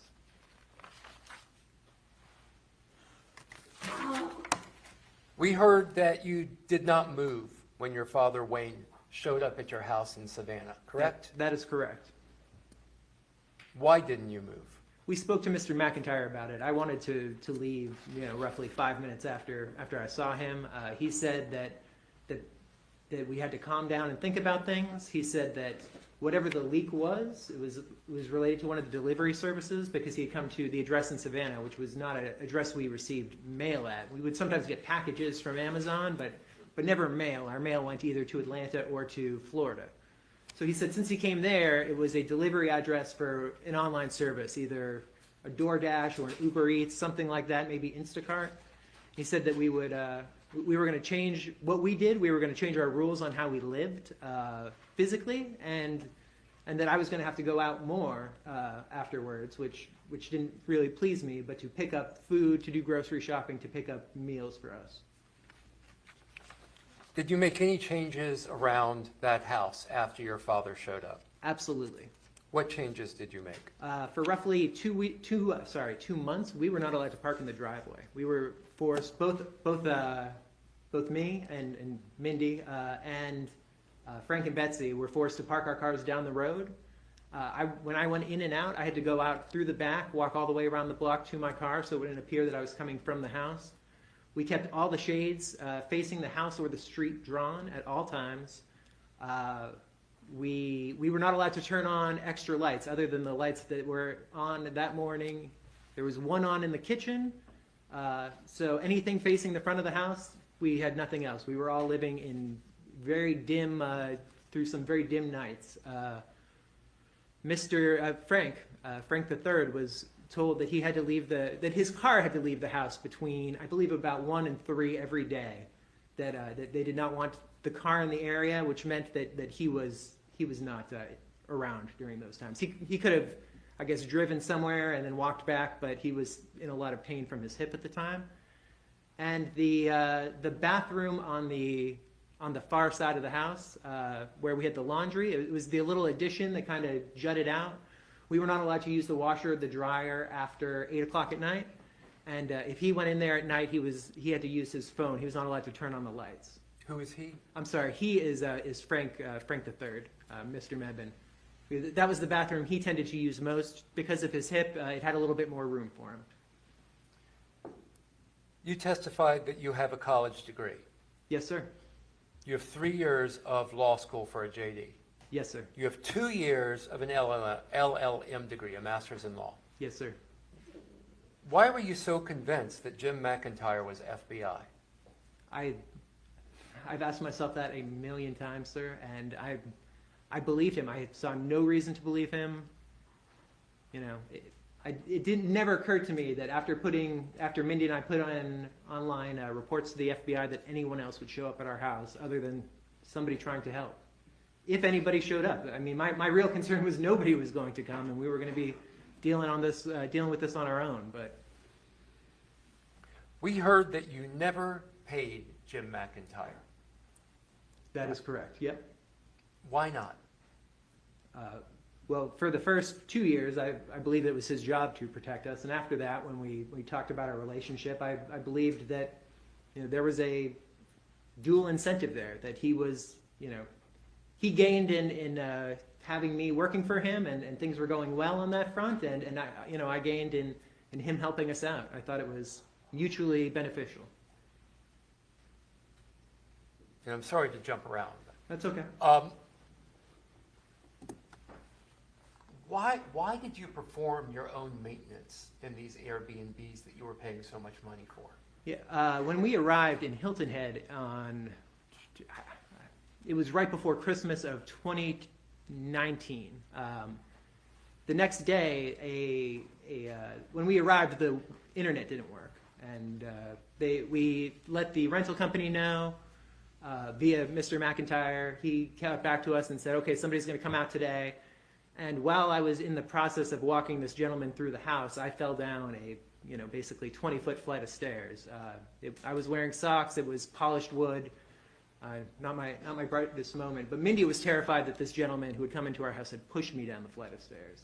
And after that, we were told, you do your own maintenance. You don't call anybody.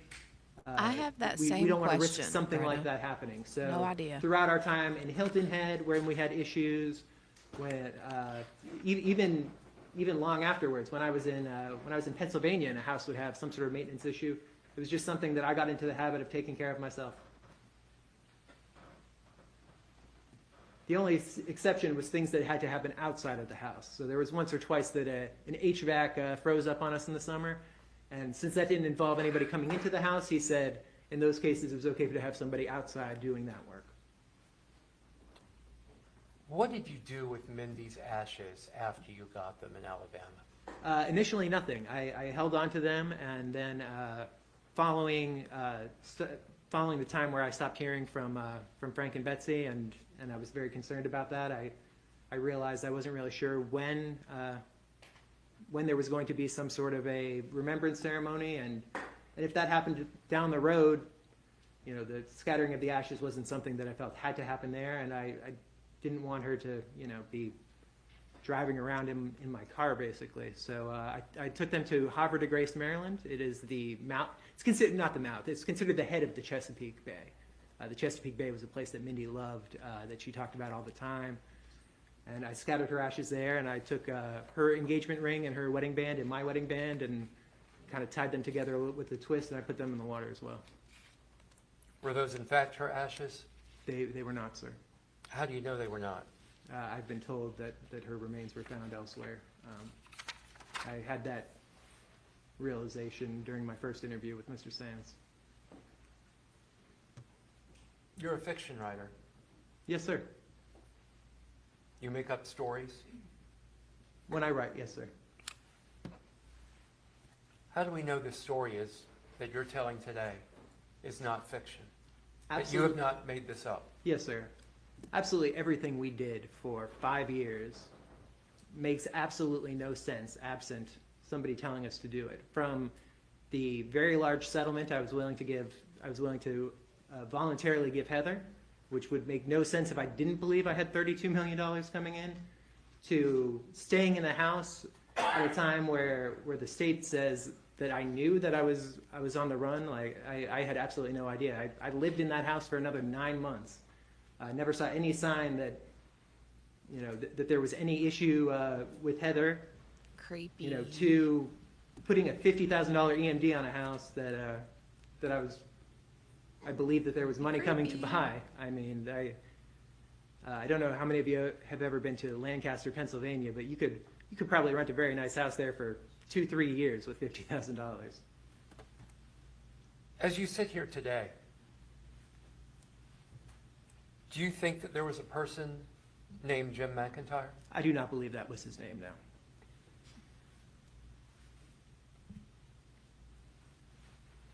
How does that make you feel? Angry, betrayed, frankly dumb. Do you know who killed your wife, Mindy Kassotis? I do not. I have no further questions. Recross.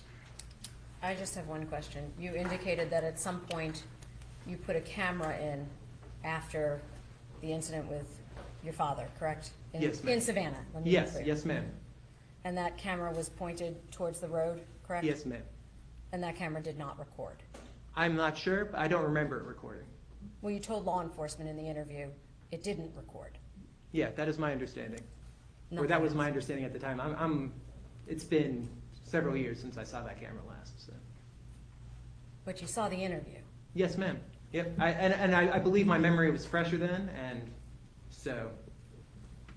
Nothing else, Your Honor. Sir, you can step down. Thank you, sir. can't wait to go back and watch this from the beginning. I need to know who all these people are.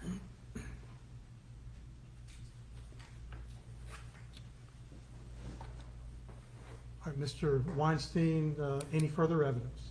No, Your Honor. Defense rests? Hey, Kel. Anything in rebuttal from the state? No, Your Honor. All right, so the evidence closes. Yes, Your Honor.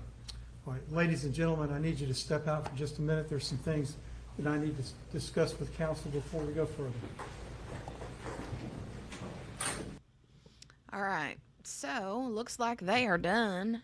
Looks like apparently they're going to be getting, the jury will be getting the case today.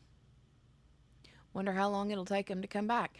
Kel, I mentioned you earlier. It was about 40 minutes ago, and my phone dinged real loud, and I said, oh, Kel's home.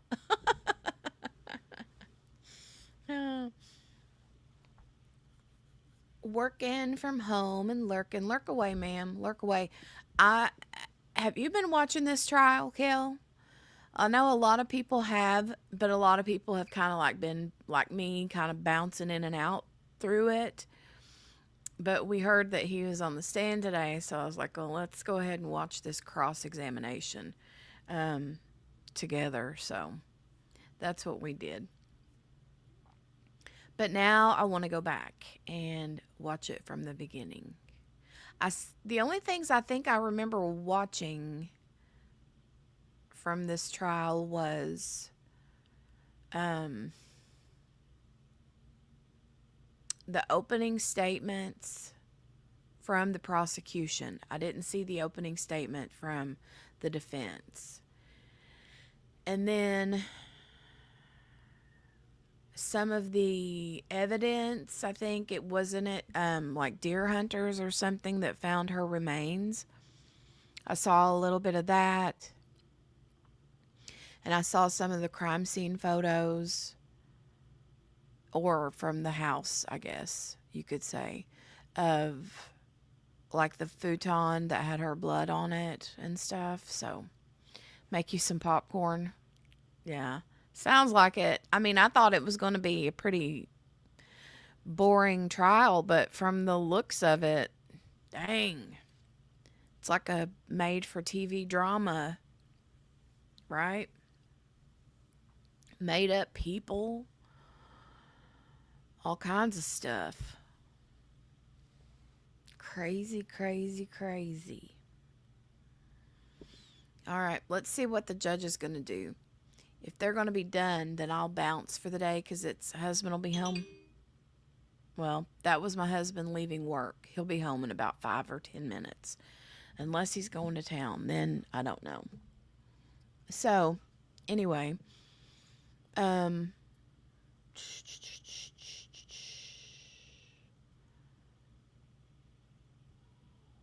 Like I said, I'm assuming that the judge is going to go ahead and give them the case. But they may wait till tomorrow since it's 3 o'clock. I know, Cherie, it's crazy, right?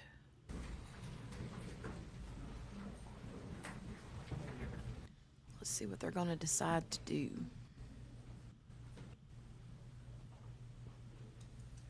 All right, the jury's out. We'll be in recess. I do need to see the attorneys at the bench. I don't need to see the defendant.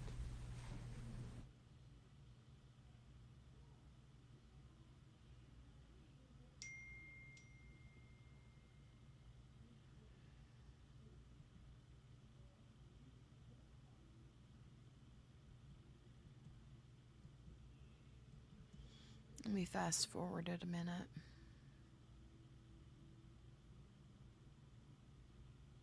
Okay, now they're back.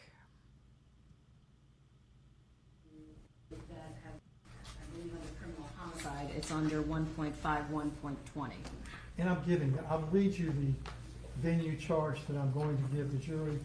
The law provides that criminal actions shall be indicted and tried in the county in which the crime was committed, in a prosecution in any case in which it cannot be determined in what county the crime was committed. Venue is proper and may be proven in any county in which evidence shows beyond a reasonable doubt that it might have been committed. Then I'll go further in saying criminal homicide shall be considered as having been committed in the county in which the cause of death was inflicted. If it cannot be determined in which county the cause of death was inflicted, venue is proper and may be proved in the county in which the death occurred. If a dead body is discovered in this state and it cannot be readily determined in what county the cause of death was inflicted, venue is proper and may be proved in the county in which the dead body was discovered. And then venue would have to be proven by the state beyond a reasonable doubt. That's the charge I expect to give. Any objection? No objection, Your Honor. No objection. So I'm not going to give the special circumstances 21. It talks about boundary lines and counties and things of that nature.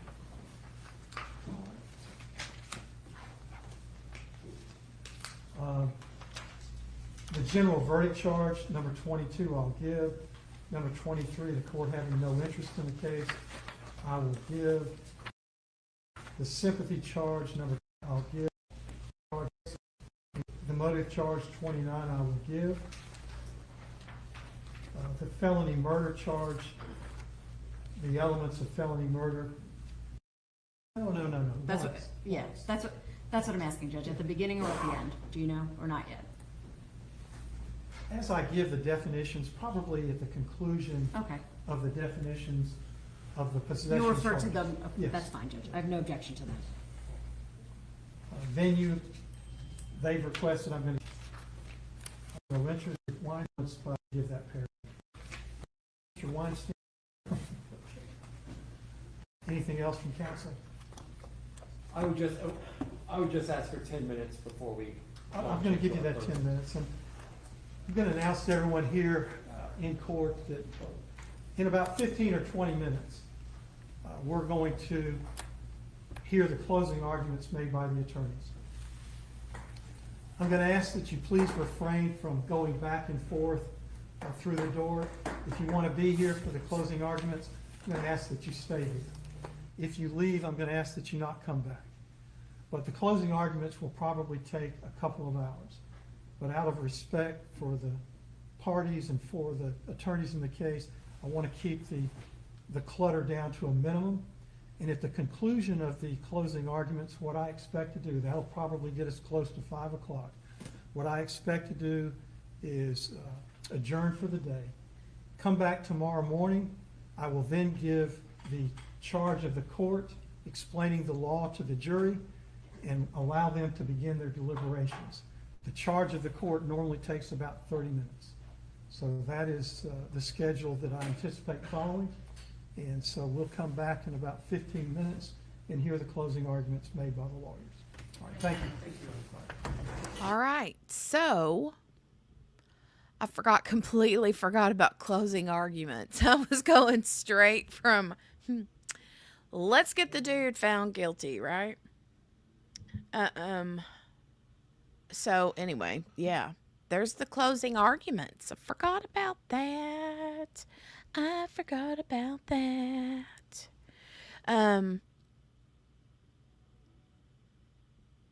I'll go ahead and scoot on past this because we were just a few minutes behind, but now we are in live time.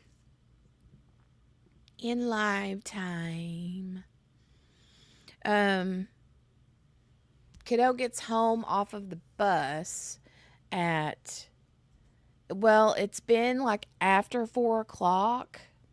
She usually last year got home around 3:45, 3:50, but since this is only the second week, they're still figuring out their routes, the bus routes and all that. So,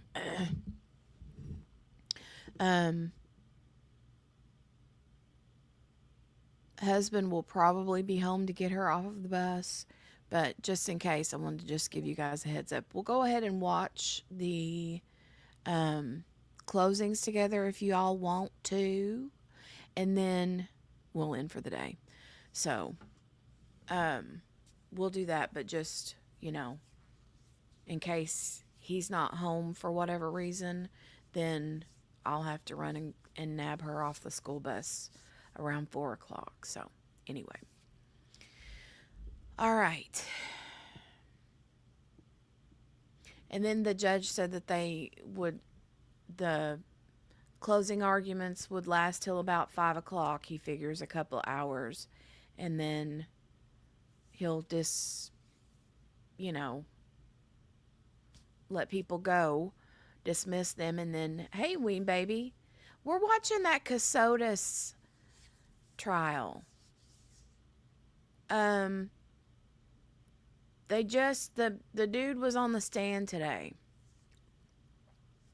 The defendant was, or like Daryl Brooks used to call himself, the alleged defendant. God, do you guys remember that? Alleged defendant. He'd get mad whenever the judge would say the defendant. He'd be like, the alleged defendant. I'm like, dude.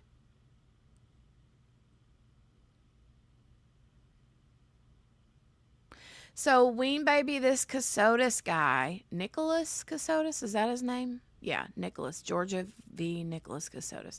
So, I haven't watched this trial. Grounds. Grounds. Hold on a minute. Hold on, let me find it. Grounds. I still have it. Morgana. I love that stinking thing. But yeah, I haven't watched this trial either. I have peeked in on it here and there, but I haven't really watched it. But today he took the stand, the alleged defendant. And anyway, I decided to go ahead and start the stream when they started the cross-examination on him, because I thought that would be interesting. And now they're getting ready to do closing arguments here in a few minutes. So, and then he'll be giving the case to the jury tomorrow. So, but apparently the story is this dude is charged with his wife's murder, and he allegedly dismembered her. In the past, he was an attorney. He worked for the military. I think he was like a military officer or something like that. And then he has been married a few times. Apparently there was a baby, but then there wasn't a baby. She was supposed to have been 8 months pregnant, but then there was no baby. I don't know what that means. I'm confused about that. Apparently he was in fear of his life, and his wife was in fear for her life. I don't know why or who he was afraid of. I missed that part. There's some dude named Jim McIntyre that he keeps talking about, but apparently that guy is a made-up guy. I don't know what that's really about, but he plays a big role in this, whoever this made-up character is. Oh, and the dude is also a dark, what do they call it? The novels that are like dark mystery, horror fiction kind of writer. Okay? And allegedly he sold one of his stories to Sony Pictures for like $300,000 or $400,000. And he allegedly has $32 million hid somewhere or something. I have no idea. So it's apparently going to be a really good one to watch from the beginning. So that's what I'm going to do. I'll probably start that. Yeah. Probably start that. So, anyway, here we go. They're getting ready to do closings. Lord, I know. Did you have a good vacation, Ween baby? I hope you had a good vacation.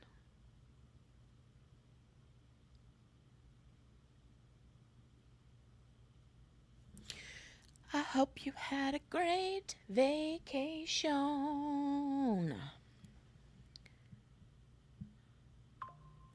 Hold on.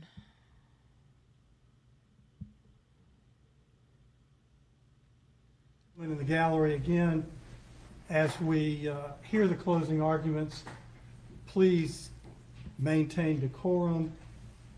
Please no reactions or any noises or anything of that nature. Let's try to be as respectful as we possibly can. So does the state intend to use both arguments? That's what I'm talking about. I advised Mr. Weinstein I was going to defer and simply close. Then I'll just recognize Mr. Weinstein first. That's fine. All right. let's That's bring a the jury. good vacation, man. When you go on real vacations, those are exhausting. When you go on real vacations away from home, when you get back from vacation, you need another vacation to get over the vacation. Like, vacations exhaust me. I would rather stay home in my chair with my TV and just do nothing.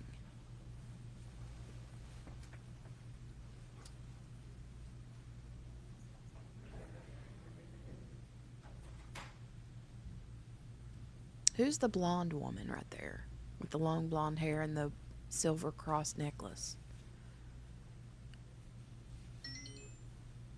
Oh, husband is home. Husband is home. Oh, and this guy's eye twitches a lot. Margaret says because he's a liar, liar, pants on fire. Hold on, I'm going to mute myself so talk to my husband real quick. She don't look like Nicole Kidman. Wonder who she is, though.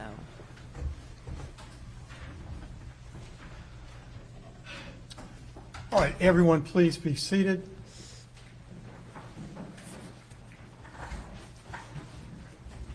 Ladies and gentlemen of the jury, you might recall when we began this trial, before the opening statements, I told you that the opening statements and the closing arguments cannot be considered by you as evidence. They're not evidence, they're arguments. The only evidence that you can lawfully consider in arriving at your verdict will be the sworn testimony that you've heard over the last week and a half, all of the exhibits, documents that have been lawfully introduced for your consideration. That's the evidence. The closing arguments, again, are not evidence. They're intended to help you see the case in a light most favorable to the respective party, but they are a very important part of this case, and I ask you to pay close attention to the arguments. At this time, I'll recognize Mr. Weinstein. You may proceed for the defense. Thank you, Your Honor.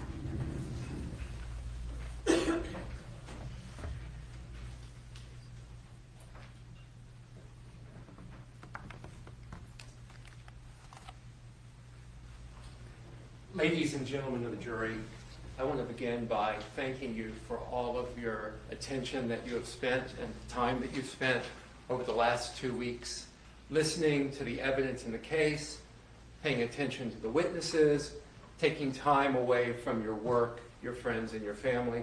So I want you to know that we certainly appreciate that, and I think all of us appreciate that, so thank you. Nicholas Kassotis has lied to many, many people.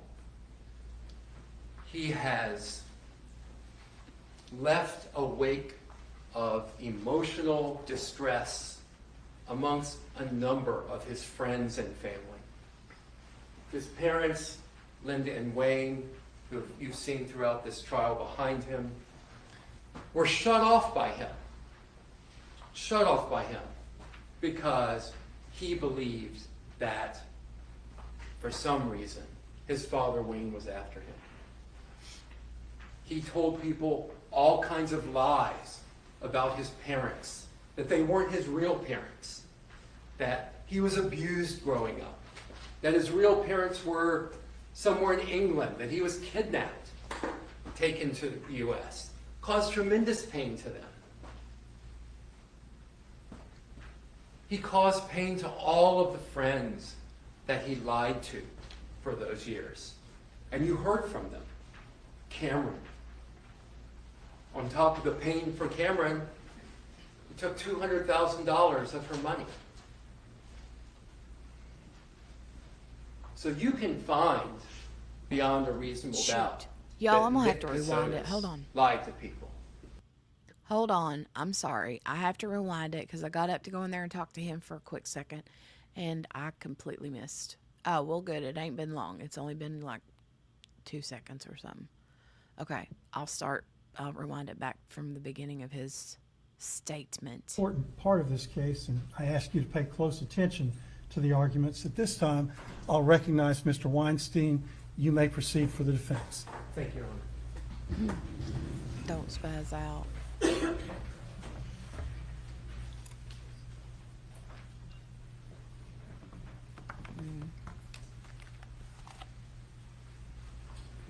Ladies and gentlemen of the jury, I want to begin by thanking you for all of your attention that you have spent and the time that you've spent over the last 2 weeks listening to the evidence in the case, paying attention to the witnesses, taking time away from your work, your friends, and your family. So I want you to know that we certainly appreciate that. And I think all of us appreciate that. So thank you. Nicholas Kassotis has lied to many, many people. He has left a wake of emotional distress amongst a number of his friends and family.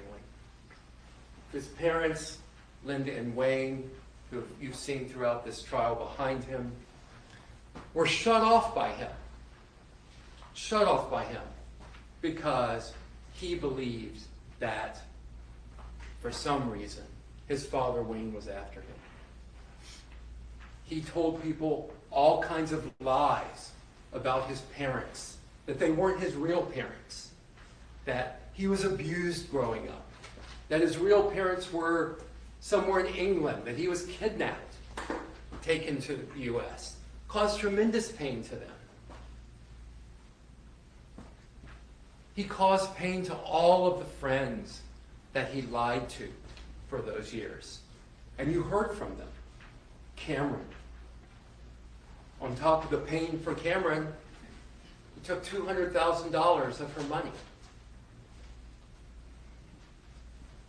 So you can find, beyond a reasonable doubt, that Nick Kassotis lied to people. That Nick Kassotis took advantage of people like Cameron. You see and you heard what Nick Kassotis did with Samantha Kolyesnik, his third wife. Told her lies. Married her under false pretenses to such an extent that the state of Pennsylvania granted her, or the Commonwealth of Pennsylvania, granted her an annulment, which, as she told you, was very difficult to get. He treated her terribly. You can find beyond a reasonable doubt that he did that to Samantha. There's no doubt about it. You've heard a lot about Jim McIntyre. I'm sure the state will talk a lot about Jim McIntyre. But this trial is not about whether there is or is not a Jim McIntyre. This trial is not about whether you believe that there's a Jim McIntyre running around or you believe that Nicholas Kassotis committed these crimes beyond a reasonable doubt. This isn't a trial about Jim McIntyre. This is a trial, unfortunately, about Mindy Kassotis and who killed Mindy Kassotis. So I'm going to ask you to look at those facts. Look at the facts that the state has presented and make your decision based on those facts. The GBI did an incredible job in investigating the death of Mindy Kassotis. Agent Sands is a fantastic agent. His partner, I'll call him the partner, did a fantastic job at the crime scene. But they very quickly zeroed in on Nicholas Kassotis. And as far as their investigation of Nicholas Kassotis, it really could not have been more thorough, could it? They pulled all of his bank information. They looked at credit cards, Airbnb documents, a host of exhibits that you will all have access to, showing all of his movements, his GPS movements of his vehicle, everything about Nicholas Kassotis. But what else did you hear? Nobody's perfect. And as great as Agent Sands and his team are, they didn't follow everything, right? Jim McIntyre. They had a number of leads on Jim McIntyre's all over the place. What is the Jim McIntyre lead they followed up on? The one that was convenient. The one that was over here in Savannah, near the law office where Miss Mebane worked. That's the one they followed up on. The crime scene. They picked up a cigarette box that was in the road, halfway between the location of Mindy Kassotis' torso and one of these totes over here. They picked that up. What did they do with it? As far as the evidence that's been admitted, nothing. No follow-up. Why no follow-up? Why no analysis? Why not look for DNA on the box? Maybe find leads? Because they had already decided. As soon as they saw video from that camera of the husband's car near the scene of the body, the investigation for suspects was effectively over. That was it. They had their guy. Nick Kassotis was their guy. They didn't need to follow up on that cigarette pack. How many other cars were captured on that motion camera at the pumping station that day, or over those 3 days that I asked about? Numerous cars.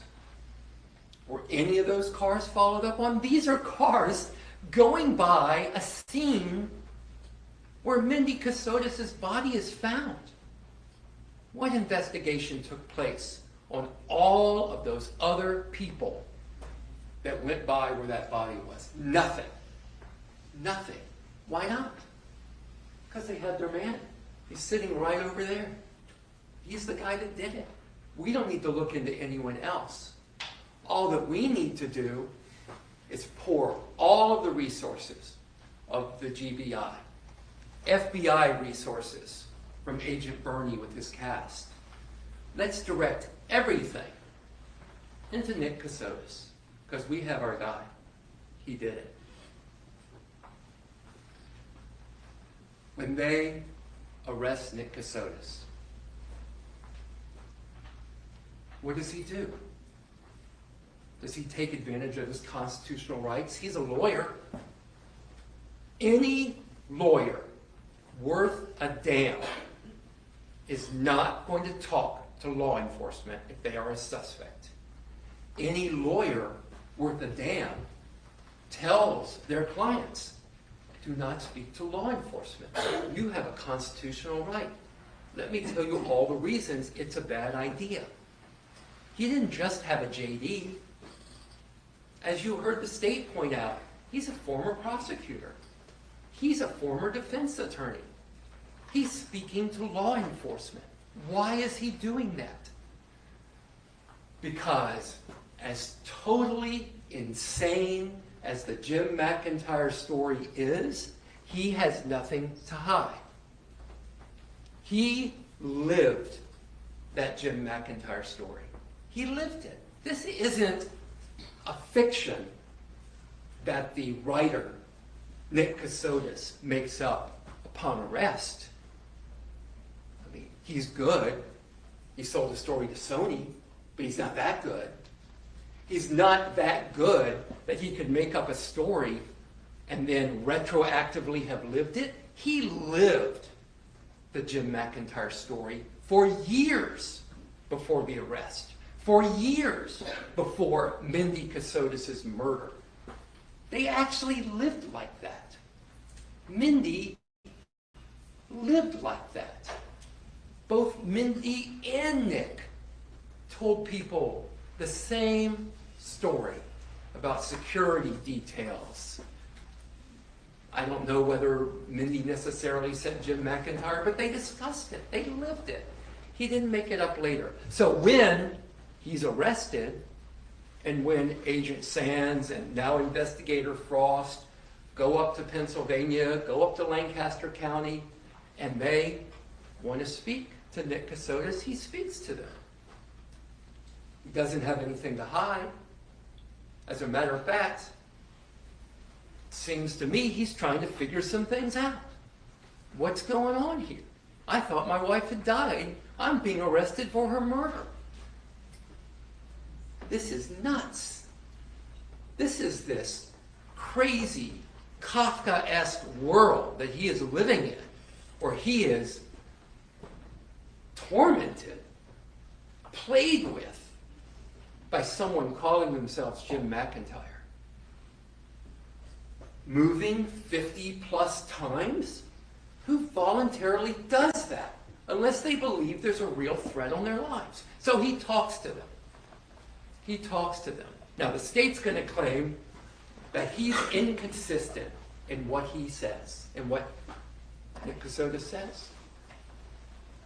Go in the back.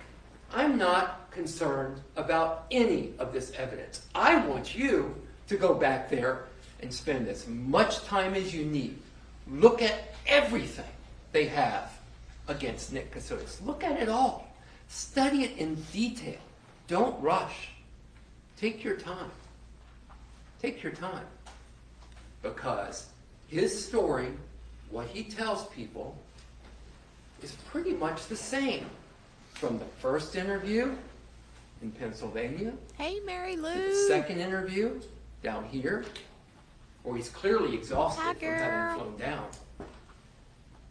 tells pretty much the same story. He gets on the stand here. He tells pretty much the same story. Why?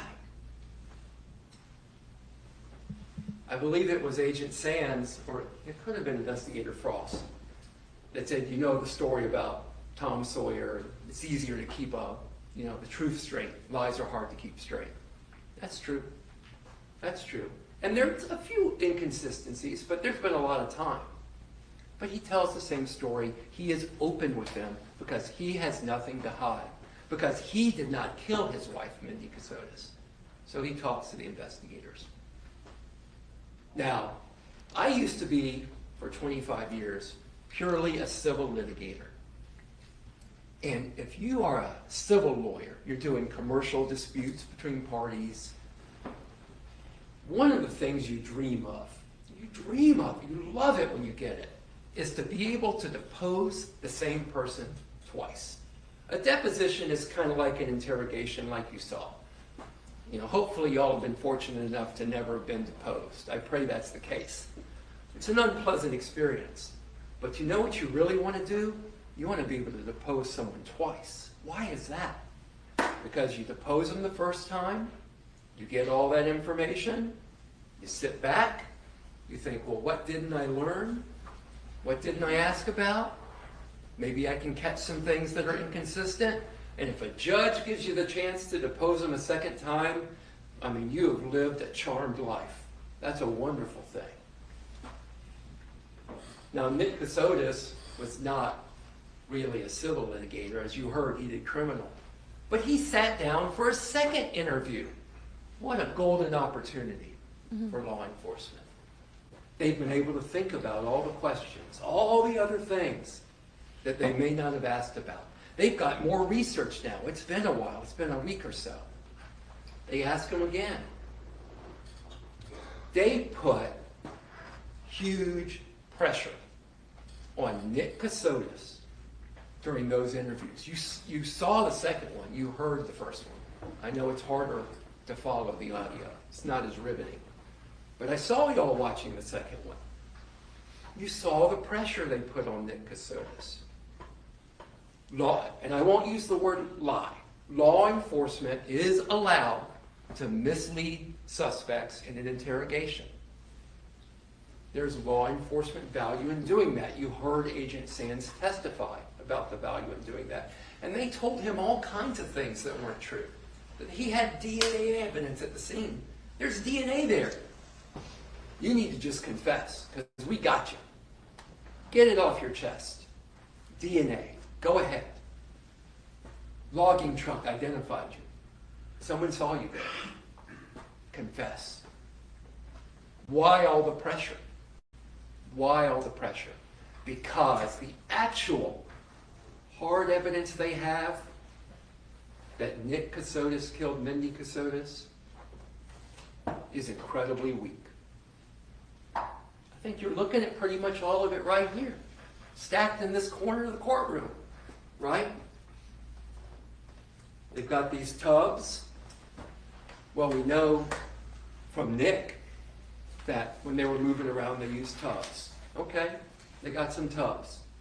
But what do they have that they talked about since opening? Oh my, they got a knife. There's a knife found near her body. We heard so much talk about that knife. You know, there's a rule in screenwriting and in playwriting. I may get the name wrong. Something to the effect of Chekhov's rule. If you introduce a gun in the first act of a play, it better go off by the third act. The state introduces this knife, this Milwaukee knife, right off the bat. I don't know what y'all were expecting, but I know what I would have been expecting if I were y'all.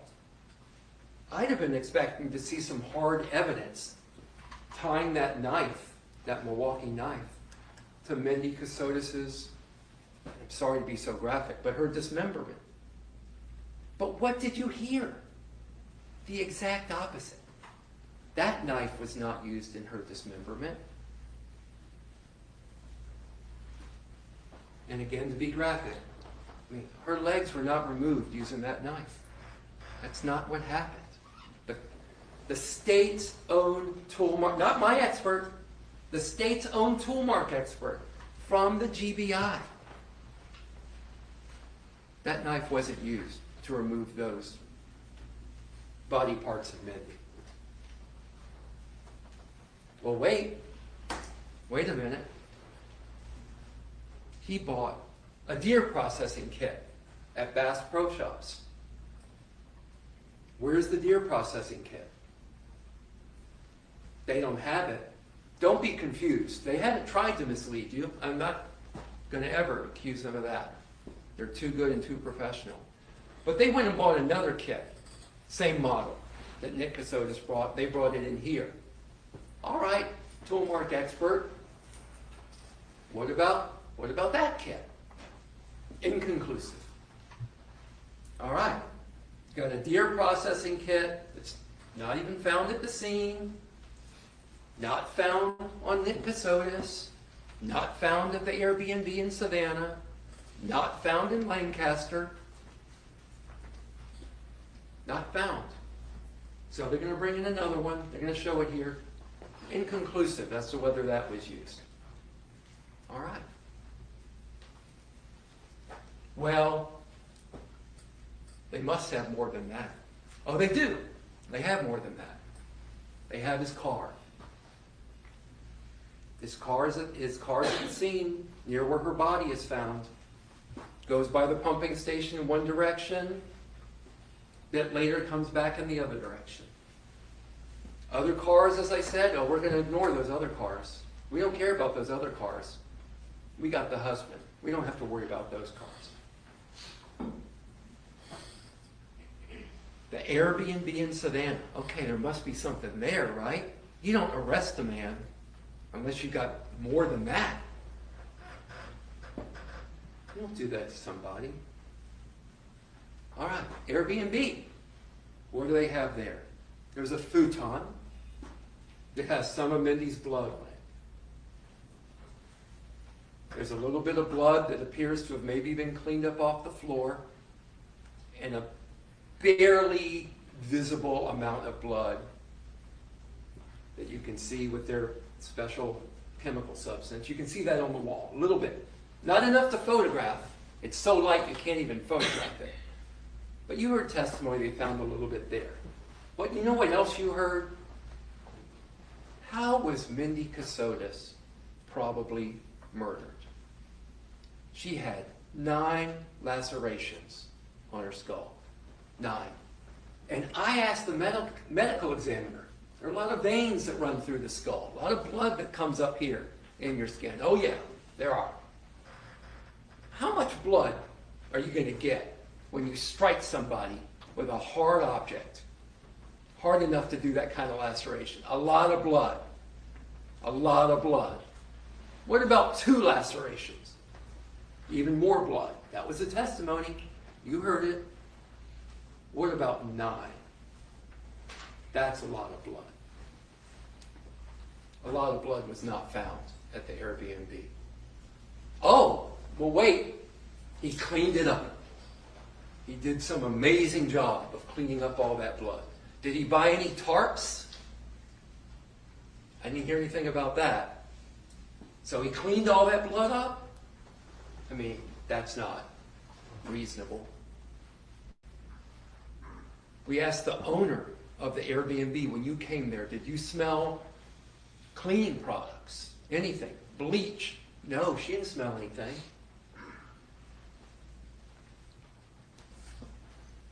All right. Let's keep working for the state. What else do they have? Well, he's a big old liar, right? Let's see. And a deadbeat, right? He owes his first wife $1.5 million. Doesn't give her that. Okay. So, therefore, let me think, this theory. He owes his first wife $1.5 million, so he kills his second wife. How does that work? How does that resolve anything? Okay, forget that theory. Let's try another theory. He kills Mindy so that he can run off to Pennsylvania and go woo and marry his third wife, Samantha. You kill Mindy over that? He knows how to get divorced. He did it once before. He divorced his first wife, Heather. So he knows how to get divorced. He also could just leave. But they're going to have you believe that, well, I don't know what they're going to have you believe, but I imagine they're going to say, well, he did it so he could run off with Samantha. Does that make any sense? Now, they don't have to prove motive. I don't want to put that in your head. You're going to hear the judge tell you they don't have to prove motive. But they still have to prove that Nick Kassotis committed these crimes, the 12 counts that he is facing, beyond a reasonable doubt. That is an incredibly high standard, beyond a reasonable doubt. You may be sitting here right now thinking, I think he probably did it. I think he probably did it. That's not high enough in our country. Probably did it doesn't work. I think it's more likely than not that he did it. I really, really think he probably did it. That's my gut feeling. That doesn't cut it either. We have protections in this country. The state has an incredibly high burden to meet. They have to work so hard because they have got to show guilt beyond a reasonable doubt. You'll hear the judge explain all of this to you. Now, I'm not going to stand here and tell you, well, all they have is circumstantial evidence. Like if you watch movies and TV, you'll hear people say, oh, it's just circumstantial evidence. You can absolutely, as you'll hear from the judge, convict people on circumstantial evidence. But that circumstantial evidence still has to show guilt beyond a reasonable doubt. And they haven't done that. They just haven't done that. So he's charged with murder. Malice murder. They haven't shown you that he murdered Mindy Kassotis.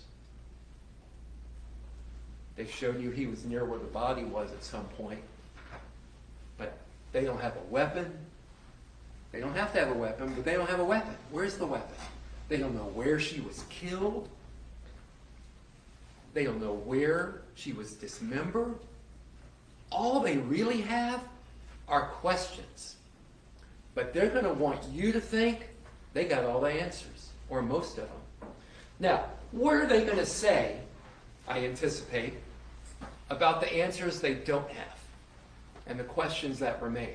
Oh, we don't have those answers to those questions because my client did such an amazing job of hiding things, confusing things, obfuscating, trying to keep that evidence around. Well, that argument works no matter who is sitting at the defense table. It doesn't point to Mr. Kassotis. That's an argument that can be made to convict any innocent man.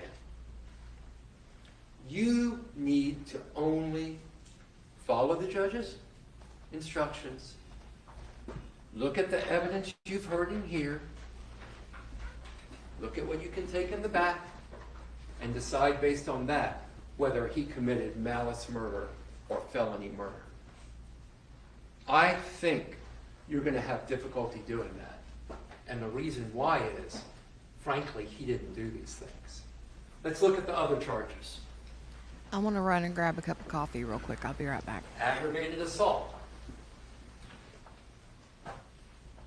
You're not going to see evidence that he assaulted Mindy. Now, the state may say, well, just look at the lacerations on her head. That's evidence that he assaulted her. But keep in mind, when the state makes their arguments to you, no one is denying that Mindy Kassotis was horribly murdered and grotesquely dismembered and tossed away. But that is not the only thing they have to show. They have to show beyond a reasonable doubt that Nick Kassotis is the one that did that. Concealing the death of another. Someone tried to conceal her death. No denying that. You don't do the terrible things that were done to Mindy Kassotis unless you're trying to conceal someone's death. That's why you do that. Possession of a knife during commission of a felony. Well, I don't think they've shown any kind of a felony from Nick Kassotis. A knife? Yeah, he had a knife. We all have knives. He had a knife. He bought that Milwaukee knife. That who knows where it is now. Mr. Kassotis says it burned up in his car. He bought a knife. Was that knife that he bought used in the commission of a felony? Not that the state has shown. Not beyond a reasonable doubt. The deer processing knives, again. Did he possess those? At one point, he bought them at Bass Pro Shop. During commission of a felony? Not that the state has shown. Tools for the commission of a crime? No. None. Removal of body parts from scene of death. You heard from Agent Sands they don't even know where the scene of death is because how horrible this murder was. Tampering with evidence. Obviously evidence was tampered with, but there's not sufficient evidence to show that Nick Kassotis was involved in that beyond a reasonable doubt. Now, you may think I'm clinging to beyond a reasonable doubt, but I point to that because that is the standard that we have. That is the standard that this judge is going to instruct you. That is the high burden that the state has.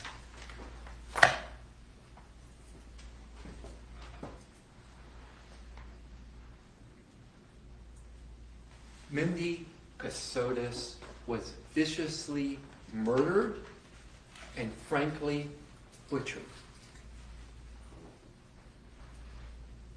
Everyone should be upset and beyond distraught over that. It is I don't have the right words for how terrible that was. And then to be cast off, tossed in the woods for animals to rot.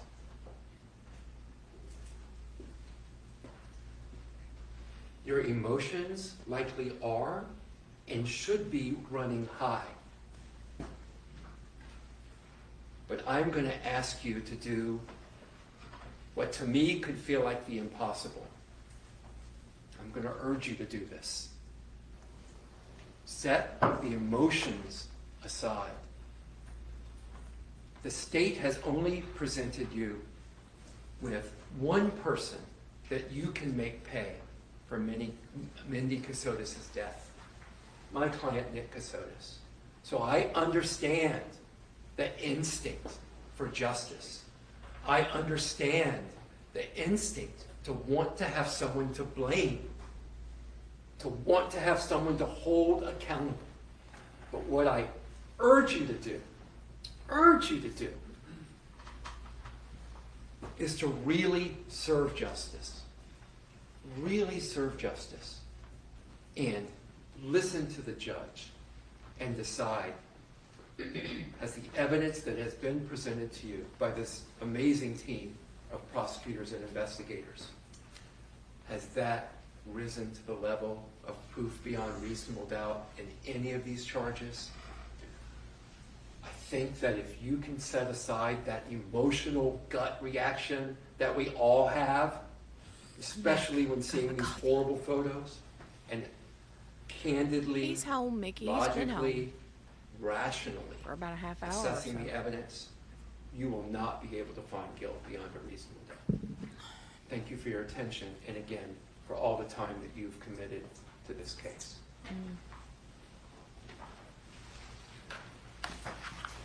Thank you, counsel. Statement concluded. Thank you.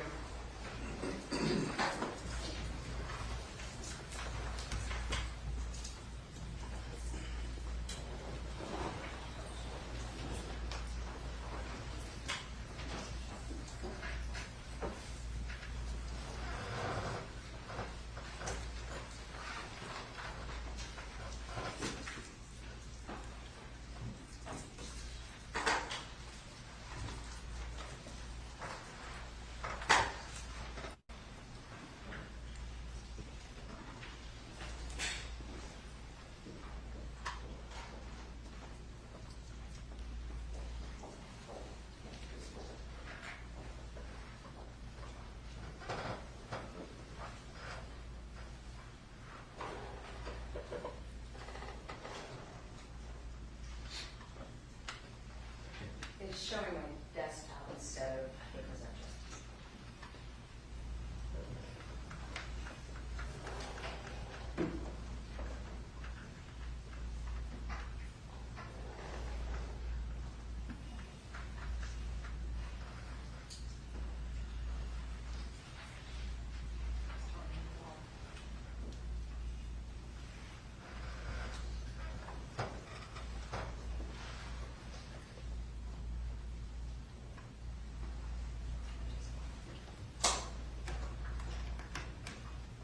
Dragon?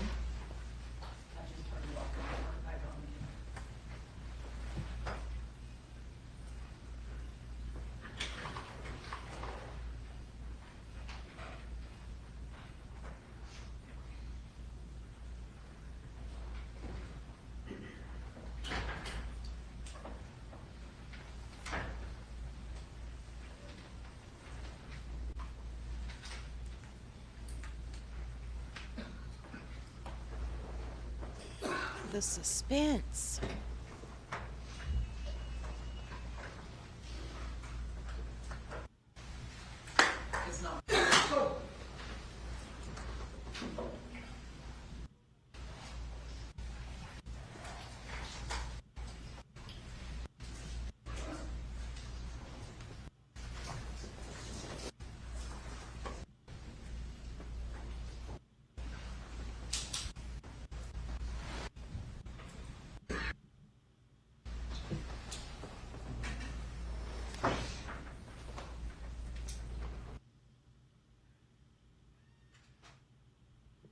We're in live time and they still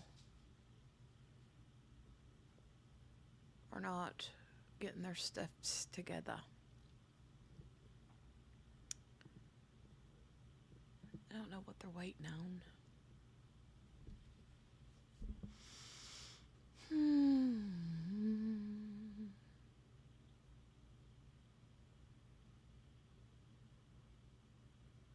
So what's the story with the dad, okay? The mom and the dad there. Does he not talk to them anymore? And are they there to support him anyway? Or, like, what's the deal? I don't... Questions. So many questions. Poppy.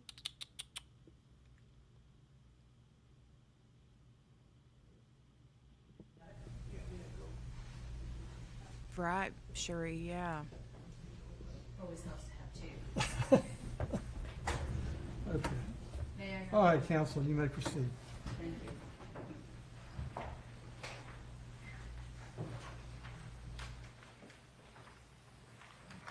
Poppy. We're all here because of Mindy. Every single one of us is here because of Mindy.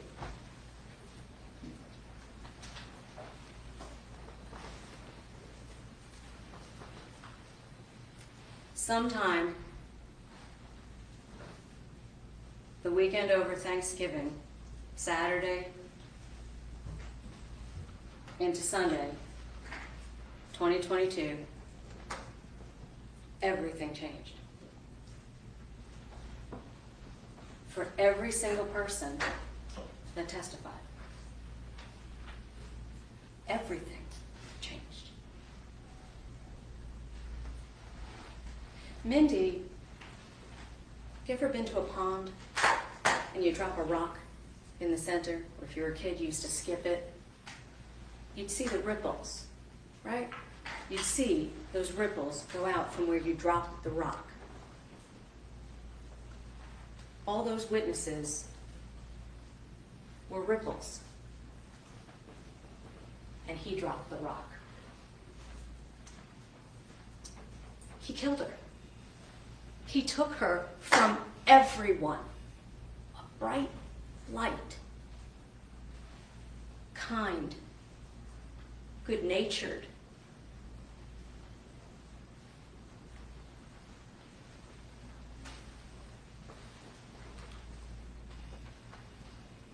You're going to see a lot of things that we talked about in opening statement. My mom always told me, under promise, over deliver. Under promise, over deliver. That's what we've done. December 2nd, 2022, at about 4:50 in the afternoon, several hunters found the horrific discovery. The rock. Those hunters are ripples. Never the same. They were out there hunting Thanksgiving weekend, big hunting season in Georgia, deer, right? And they come across, I'm sorry, a headless, legless body of a woman. Law enforcement had no idea who she was for months because of him. Because he made it possible only to figure out who she was through a buccal swab from her mom. In May, almost 6 months later, he did that. Right here in Liberty County.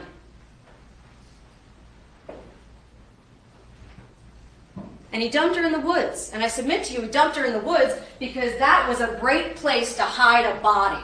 The problem is when you're not from Liberty County and you don't know Barrington Ferry Road and you don't know Jones Road and you don't know where they meet in McIntosh, you don't know there's a camera on the water tower.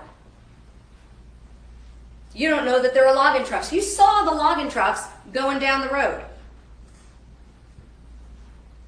Counsel would have you believe that Agent Sands and his team should have identified any possible human that went down that road. How is that relevant in any way, shape, or form to who would have had access to Mindy? Now, all of you promised me during jury selection you would not check your common sense at the door. You'd bring it with you, you'd evaluate the evidence, and you would use your common sense.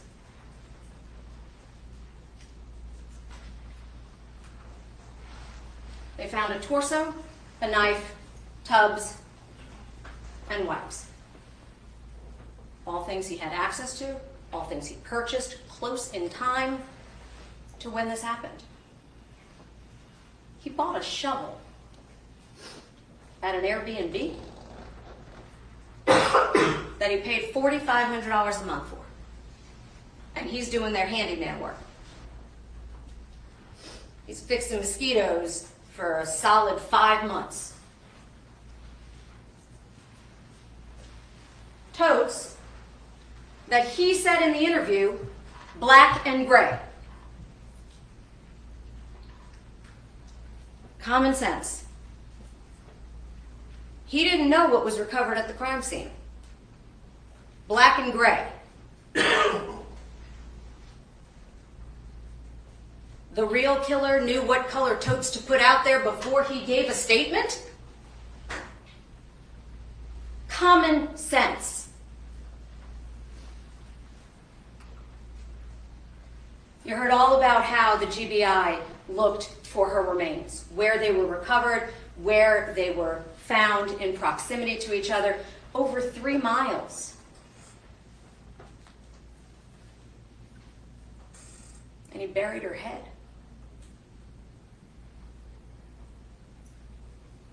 Why? I submit to you, because that's the last thing he saw. He just didn't want to see it anymore. Some random person decides only to bury that. That doesn't make any sense. The person that buries the head is somebody that loved her. So he said, right? Loved her so much that he was clearly cheating on her. He admitted that on the stand. Heck, he told you, Joy, that was another woman. Very inconvenient to start a new relationship when you got a pregnant wife. He told you he thought she was pregnant, right? But I submit to you, ladies and gentlemen, Nicholas Kassotis, he didn't believe she was pregnant. He wanted kids so badly. He wanted kids with Heather, right? He wanted kids with Mindy. He even went with Samantha Kolyesnik. Within days of their marriage, they went to a what? A preconception appointment. He wanted kids, and he found out Mindy wasn't pregnant. Because if Mindy was pregnant, you know what he doesn't do? He doesn't kill her, because he wanted kids. He found out she wasn't. That's the problem. Now, the judge is going to instruct you. I don't have to prove motive. The law does not require it. But it's human nature to wonder why, right? Like, we want to know why. And I submit to you, that's what the evidence showed. He wanted children. He wasn't getting there. He needed another option. First divorce didn't work out so good, did it? Oh, you're right, Ween Baby. That was $1.6 good. million that he didn't have. And the moment he came into money, what did he do? Me. I'm taking care of me. He didn't pay Cameron, who he got on the stand and said how much he respects, admires, emulates. He gave her 0. The knife. State doesn't work on suppositions. We don't guess. We don't present you with, we think, could be, maybe. Facts. Evidence only. Toolmark expert. State requested it. Defense requested, hey, look at this. How come? She told you. Lauren Satcher told you. You cannot test that knife on flesh. And she said that that was power tools to cut the legs, unfortunately. But ladies and gentlemen, I submit to you, murderers don't generally say, hey, let me leave my murder weapon at my crime scene. But what you might leave, as a prosecutor, is a wiped off, cleaned up, latex hand-wearing gloves and cleansing wipes. Because that's not evidence. You can't catch me if I cleaned it off. And there he is. See, he had to admit things because we had them. The problem is, he didn't expect us to have her so soon. Now, if you're not from South Georgia, just off the road, not far enough. You need to be out in the water. But her body was heavy, that portion. I submit to you, if you look at the photographs, you'll see the weights. And I'm being respectful, because she deserves that. But look at them. Her torso and arms was very heavy. You couldn't get that far enough out. You didn't plan on us finding her that fast, is the problem. And in case you didn't believe that he was there are the records. That legitimately triangulates directly over Home Depot. His credit card, his car, and his phone. And if you recall during opening statement, I said to you, pay attention when he says, I did not know my car had a phone. In fact, I would say his eyebrows went almost up to his hairline. Because at that moment, Mr. Kassotis realized, oh, they got more stuff.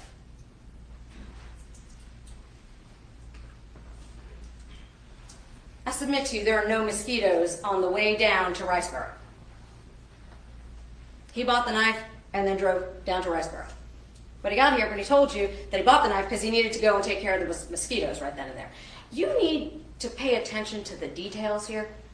And I submit to you, when you hear those details, common sense.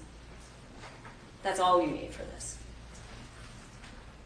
And then you watched his car travel all the way down to Riceboro.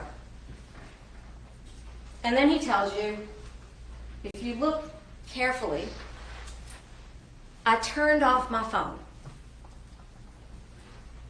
But it was pinging until he got to Jones Road. Look at the map. It shows exactly where it intersects, where the ping last happens. He didn't turn it off and use a Garmin to get himself down there. He had the phone on until he got to where her body parts were. Because he didn't know that the car was still connecting to the tower. And if you look at that top box on the right side, it shows all the times that car kept pinging while he was in that area. And I submit to you, ladies and gentlemen, the reason there's no blood in the house, or not a lot of it, is because he cut her up in the woods. He had 2 hours. 2 hours with a power saw.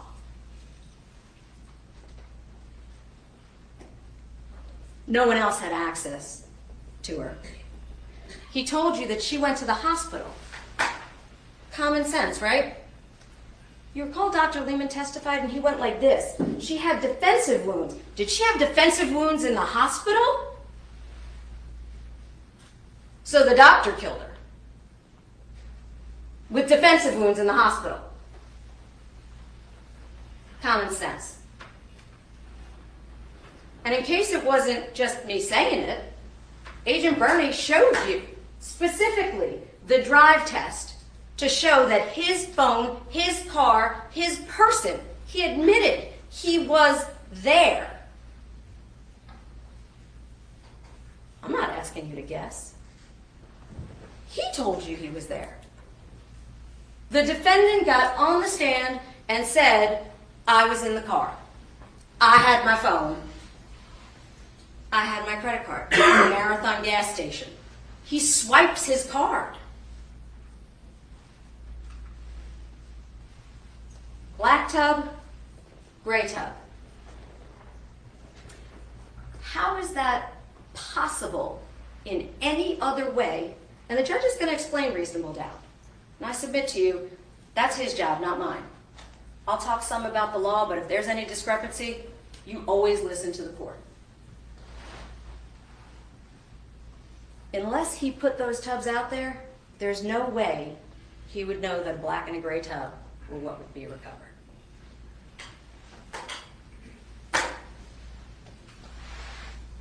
And then her blood's in it. Facts. That's evidence.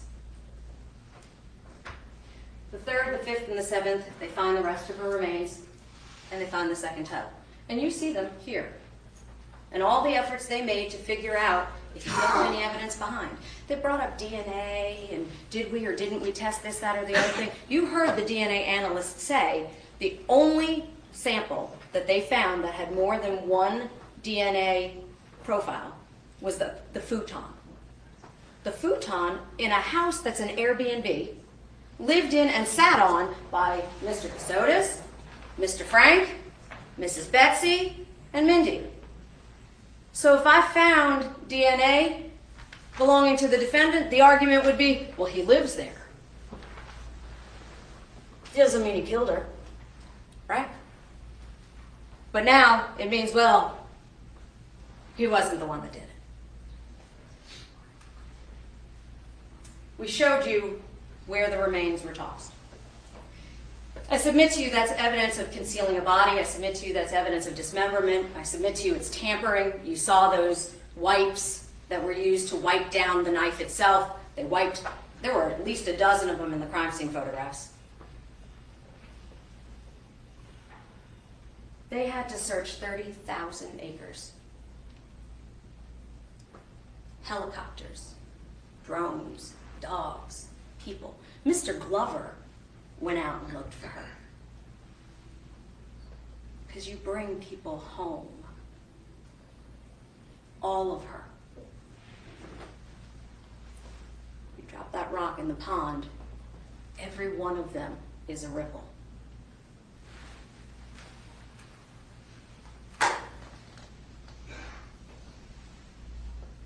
You don't dig up that space without a shovel. Submit to you, look at the picture. You can physically look at the picture. You can see where the root had shovel marks from where it got dug into and where it hit. He was just trying to get the dirt, but there was a root there.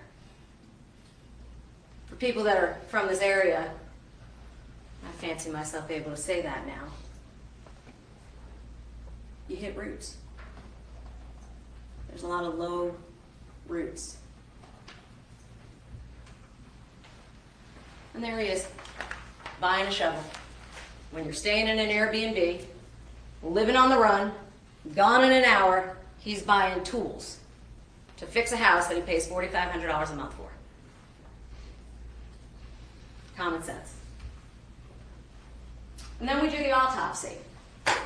And why is that important? Well, because we don't know where Mindy took her last breath. I submit to you, that's because of Mr. Kassotis. 9 traumatic wounds to the head. We don't know that every wound occurred inside of the dwelling in Savannah. We don't know that. We don't know if she was strangled, if she was first subdued simply. We don't know if he rolled her up in the rug, if he took her. But we know there's blood under that rug. Rusty threw up on it. Really? There's blood under the rug. Defensive wounds on the arms that I submit to you. You're not getting beat up in the hospital. Inconsistent, and it doesn't make sense. Then there's the abdominal wounds. This goes back to Mindy not being pregnant. And you're mad!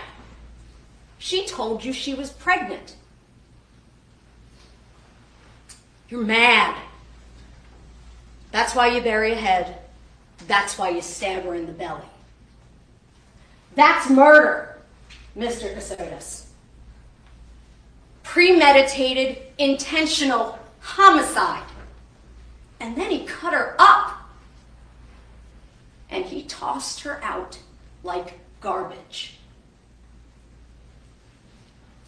That is premeditation. And we're not required to prove that, but we have it here. Intent to kill. And even if you don't believe that at the moment he intended, you think that maybe he just wanted to hurt her, that's ag assault, aggravated assault. Felony murder. You assault somebody and then ultimately cause their death. So whether you think he started it with the intent to kill her, Me or he too, just killed her in the Morgana. process of the assault, About jumped one's out of my aggravated skin. assault, felony murder, one is malice murder. And you're going to hear the judge talk about venue. Venue means where you died, where the crime itself was committed. And normally, you're going to hear that venue is the place where the crime was committed. And I submit to you, when you drop the rock in the pond and you don't know where it happens, the legislature in the state of Georgia does not allow for you not to be guilty on a loophole. If you believe that we couldn't prove beyond a reasonable doubt where she took her last breath, then where her body is recovered is the law. And that's why we're all here, Liberty County, with that ripple. Because her torso was found in the backyard.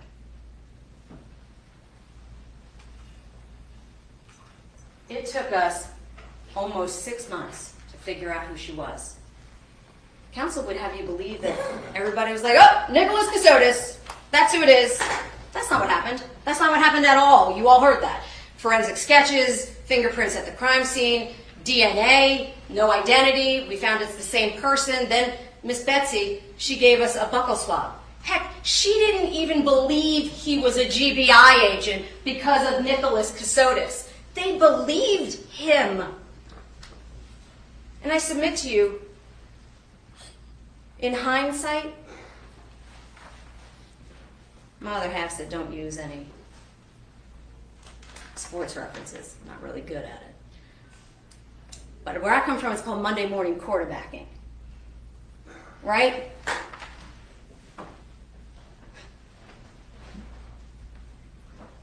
In this case, we didn't know who she was. We find out who she is, and then they go backwards from there. They knew who Nicholas Kassotis was as early Detective Frost said that he had gotten Home Depot records. He knew as early as December 7th. They didn't arrest Mr. Kassotis. They ran down hundreds of leads through VICAP, NamUs, the Missing and Exploited Children, through the FBI. They ran down hundreds of leads. Agent Sands told you they had some that were close. They didn't know who it was until they got her DNA. And once they figured out that it was Mindy Mebane Kassotis, now he made sense. They had been running down all the leads up until that point, but they didn't know it was him until they knew it was her. The only one with access. And why is that important? Because Mr. Kassotis says his wife went to the hospital on Saturday. And he tells Joe West, she died Sunday. But doesn't tell her parents that she died until Thursday. Well, that's a problem. You told Mr. West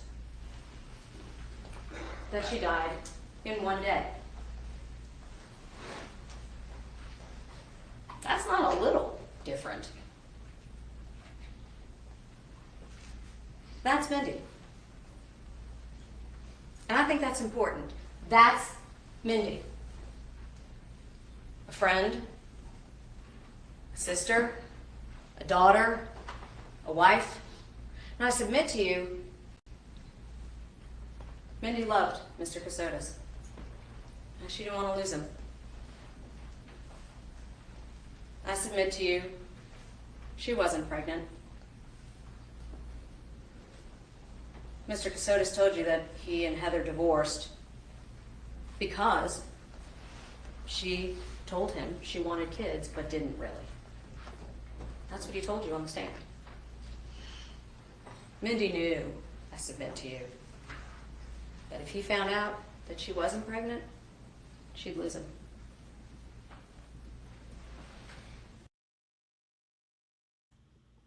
Oh my goodness. Thank you, Donnie. Thank you, Donnie. Yelling, no yelling, I know. Oh, God. Spam call. Yelling, no yelling, yeah. And thank you for 11 months. Yes, Tanika, yes. The prosecution, or the state already did theirs. They already gave their closing argument, and the prosecution is going last. They're doing it backwards. They did the same thing with their opening statements. The prosecution did hers. She deferred till after the defense did theirs. Thank you for the 1 month membership. You'll have to tell me who got it. And don't tell me on StreamYard. Who got it? Laura, Dad, please stand up. Oh, that's so cool. Yay. Thank you, thank you. Hold on, I got to give you some sparkle, ma'am. Where did my sparkle go? Where did it go? Here it is, here it is.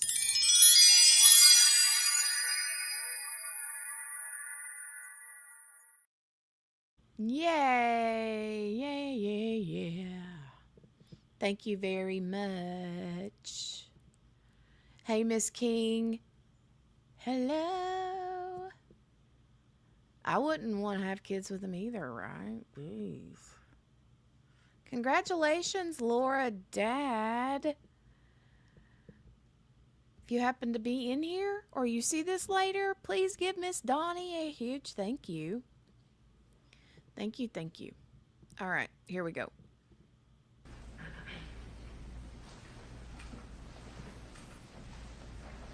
The doctor testified, told us the range. That's when the GBI could finally start to narrow it down. And the last person to see her alive was Mr. Kassotis. Mr. Frank said that he saw her right before they left to go to Hilton Head.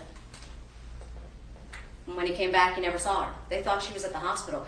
Mr. Kassotis didn't have a name of a doctor, a location of a place that he went to. He never visited her. His wife was 8 months pregnant, due in January, and he didn't go see her? I know you did not check your common sense at the door.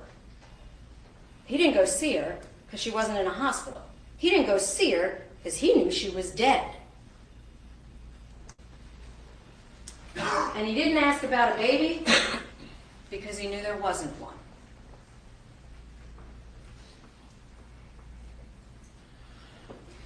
You heard those statements. He talked about a ring. I think ladies and gentlemen of the jury will know that wedding engagement rings are different for every lady. Bands are different. He claimed she was mistakenly cremated. And then they gave her back, he gave them back her bands. That's not possible. Because he conveniently tossed those in the Havre de Grace with no one present. All these people that needed to know that Mindy was gone, he didn't invite a soul to share her scattering of her ashes. How does that make sense?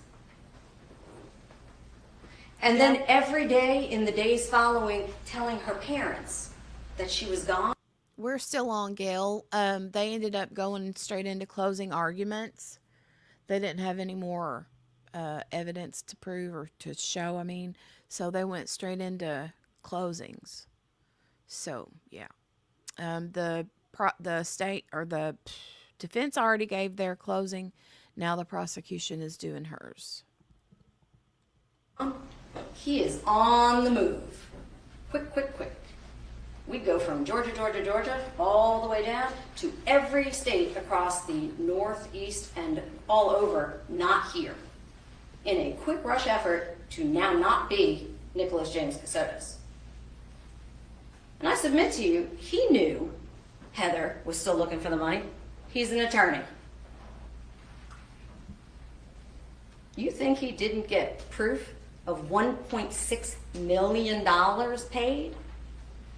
He didn't get a single pay stub, a single document, a single anything. Now, to be clear, it is the state's burden to prove our case.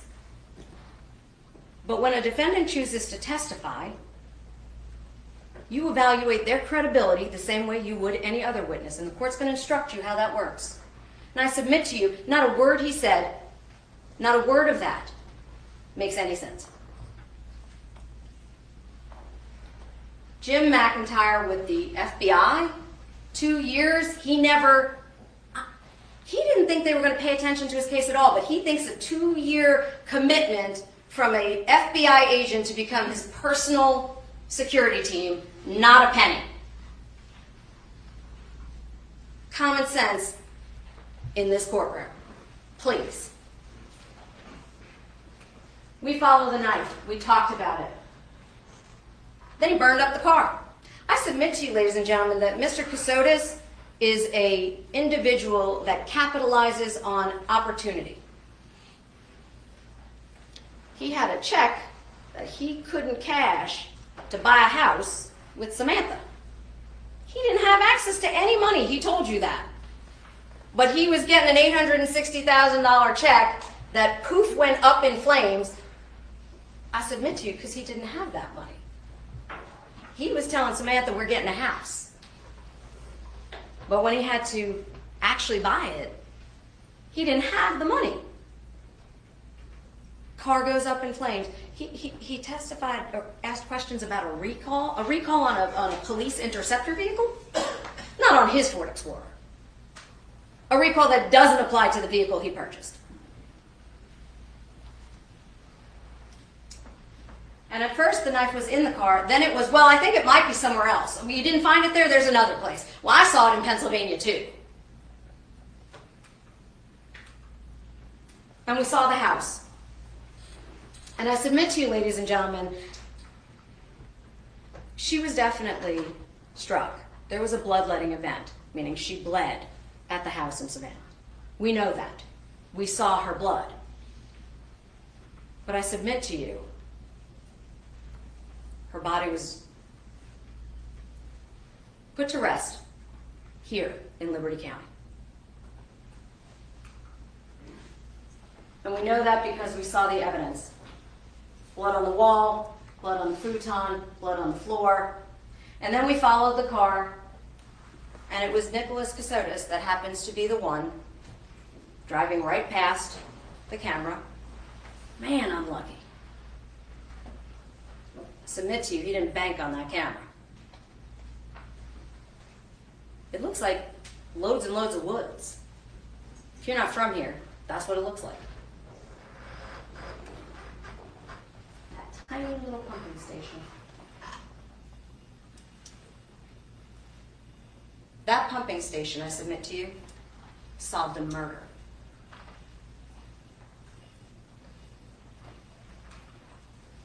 There's the car. If you look at those photographs, you would think he was only there for an hour, right? Looks like he came and he left. But those roads, they loop around. I submit to you, look at the photographs. Look at the satellite. Look at the maps. Agent Bernie told you that car was pinging there, total. Didn't turn back on until he's leaving the area going back up 95. He had 2 hours in the woods. I submit to you, he dismembered her out there. And then he tried to get rid of the body. And you're going to hear testimony, or rather you heard testimony about all of the items that the indictment references. They reference the totes. They reference the knife, meaning the Milwaukee knife. They reference the deer processing kit. Oh, and now that deer processing kit was for Matthew. He's not a hunter. But it was a gift that was so important that when your wife passes, you didn't make sure that he got it? Does that make any common sense? We followed the phones, and in case you weren't sure, he went right back home. We followed his car back to the house.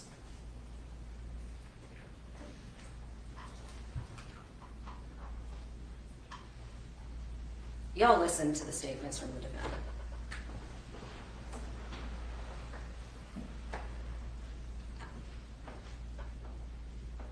I submit to you, it's called consciousness of guilt. When you try to cover something up, you start telling lies. The problem is, and Agent Sands said it, when you tell a lie, it's hard to keep up with them, because then there's another hole that you got to plug up, and you got to keep telling more lies to cover up the first lies. And Agent Sands said to him, it's like a puzzle. You burned some of the pieces, you threw some of them away, but I submit to you, y'all can still see the picture. He told them she was alive when he knew she was already dead. He told Samantha she was dead before she was dead. He told people she died in different ways. He told Joe West she went in on Saturday, she became septic, she got sepsis, and she died from an infection the next day. That would have been Sunday. He told her parents Thursday.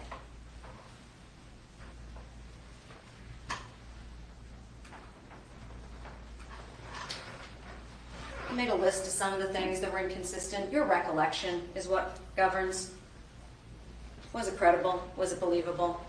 You told me you would know how to evaluate somebody being truthful. Use your common sense.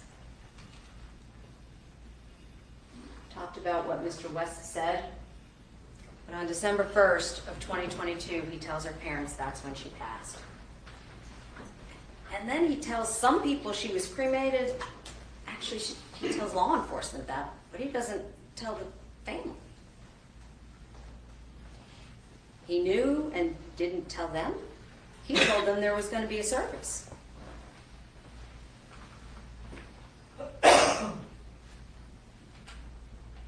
He didn't have any reason to think that date range was not right when Mindy's body was out there. Conveniently, exactly when he was there. That is the most unlucky man on the face of the planet. Oh, Ween baby. I was like, wait a minute, who in the world is Heat Rock Harv? So I was like, and they've been a member for 5 months, and they're excited about it, and I don't even know who you are, but thank you, is what I was almost going to say. And then I realized it was Ween Baby. Thank you, Ween Baby. You guys crack me up. You guys crack me up. Hold on. Let me, you too, Donnie. I was like, I don't know who Heat Rock Harv is, but thank you, and I'm glad you're excited.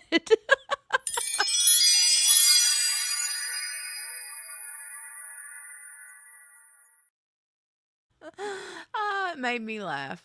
Whenever I saw Ween Baby post that, I was like, oh, thank goodness I don't have to be like a weirdo about it now. Oh, hey, Tanika. Almost my member anniversary. Wow, you guys. Here, I'll give you one of these.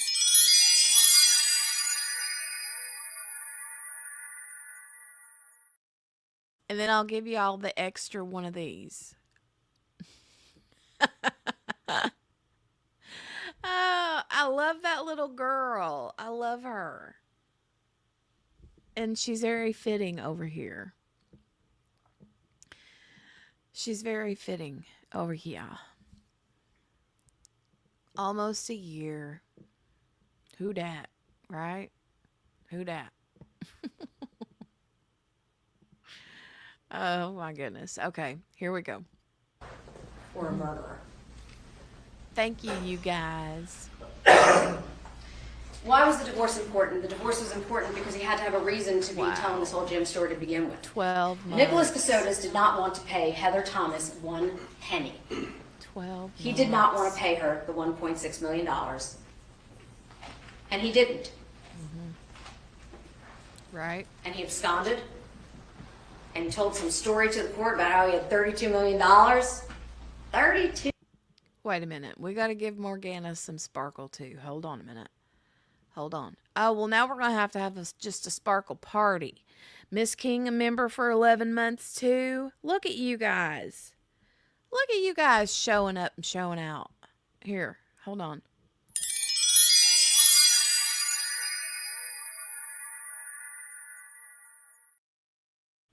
And another one of these.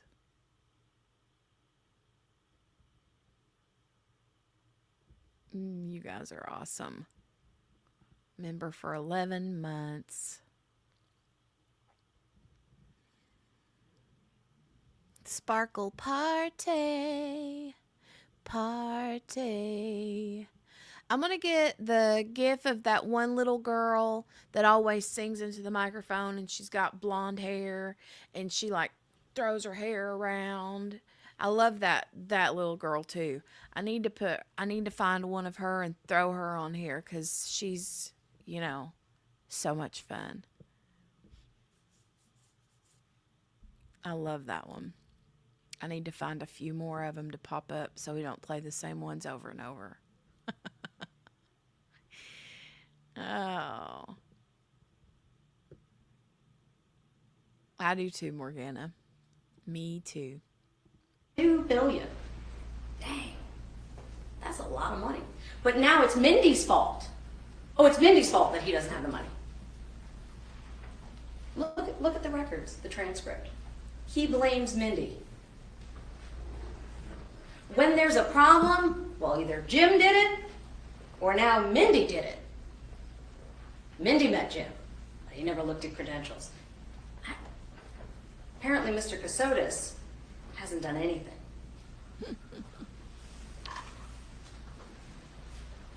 Nothing paid. Definitely that one, Morgana, yes. Cameron, nothing paid. Ever. That's the one I'm talking about. That one, exactly that one. I love her so much. Mrs. You guys, hold on, I'll show you. You probably Driver's know. license. You probably know who I'm talking about, but it's this little girl. Hold on. Let me turn my phone around. You remember her? Y'all remember this little girl? That's who I'm talking about. I love her so much. There's several of her. The one with the mustache. Oh my God. Yeah, that one is scary, right? There are several of her. She was actually like a little personality on social media for a long time. But yeah. Okay, here we go. Photoshopped. There was no Georgia Nicholas Stark driver's license. That, I submit to you, is manipulation. He needed another option. Look at it. It's not even the same font. I don't think so either.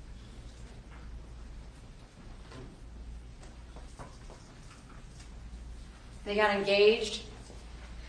But even worse, I submit to you, if you heard and you listened carefully to Samantha's testimony, she said at the end of November he had her tires fixed, and then he sent her flowers the next week, maybe the first week of December. When he found out his wife was dead? Really? She can't They hide were her remarried. disgust, that's for sure. And whenever there's something that he has to be held accountable, Jim told me to do it. Yeah, she can't hide her disgust. Can't find a person that doesn't exist, I submit to you.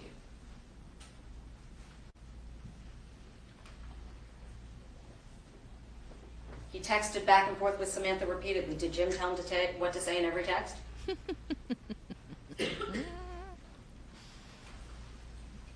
I submit to you there is no Jim. Jim started as a convenient reason to get away from Heather, to not pay the money, and he convinced Mindy. I submit to you, ladies and gentlemen, Mindy believed him. So did Cameron Nelson. So did Chris Chaplick. So did Mindy's parents. He was a decorated lieutenant, I forgot what rank he said, in the Navy. 10 years almost with the JAG. Jim? 2 tours. Of course they believed him. That's that Monday morning quarterback thing. It's easy to look at it now when you see all of this in front of you and say, who would believe that? People that didn't know all that. People that thought Nick and Mindy were telling them the truth. Mindy believed him. I submit that to you. And she didn't want to lose him. There's no ring. There's no Jim. And there was no baby. And he didn't ask about it because he knew that. I submit to you, that's why he stabbed her in the belly.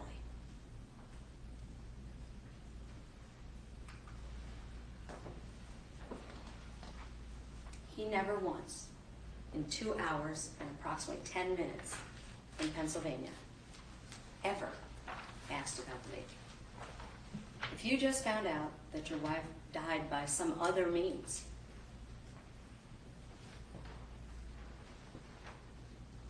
because he already knew.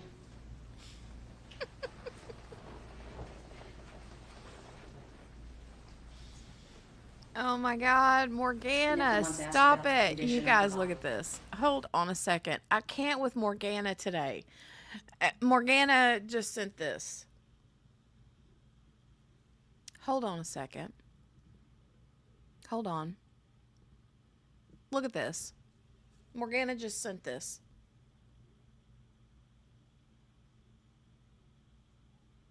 In the text, you can't read it. It says, "Who are you?" And then when it pans to the other guy, it says, "Who am I? I'm Jim."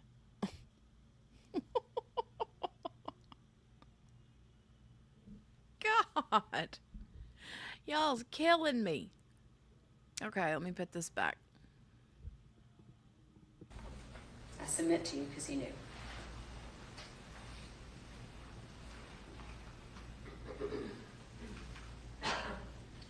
The court's going to instruct you on the charges. I've talked about some of them: malice, murder, felony murder. There are additional charges that you're going to hear as well, and those charges include venue. The court's going to instruct you. I talked to you about this early on. Venue is where the body is found in a homicide if we don't know where she took her last breath, if we don't know where the crime was committed. And I submit to you, when he dropped that rock in the pond, he made it impossible to know that.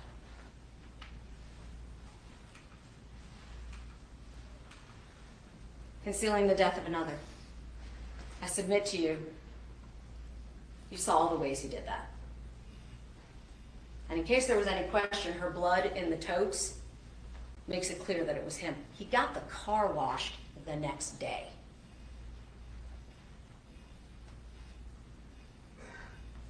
Yeah, that's not weird. But he didn't do it. Possession of a knife during commission of a felony. I submit to you, ladies and gentlemen, counsel's not wrong about one thing. He didn't use the knife on the bones. Or at least we can't say for sure. Because we don't guess as the state. We ask experts to analyze evidence, and then we submit that evidence to you. Good, bad, or indifferent. You got the whole case. The parts that can prove things, the parts that limit, and Lauren Satcher testified she couldn't, at the outset, she could not have said that the deer processing kit was used on the bones. She knew that. The only thing she could have proven at that point was exclusion. State doesn't make assumptions. We get evidence. And that investigation kept going long after Mr. Kassotis was wrongfully arrested, is what he would submit to you, that they just focused on him. I submit to you that's not true. And the evidence shows that. Then there are the possession of the tools for the commission of the crime. I submit to you that the Ford Explorer was used to drive her body there, otherwise it wouldn't have needed a car wash. I submit to you that the insulation knife, unfortunately, was used on her physical body, not on her bones. He had to gain access to it. I submit to you that the deer processing kit was purchased the day before he drives down to dump her. And he's not a hunter. And for the very first time, we're hearing that he bought a deer processing kit for Matthew.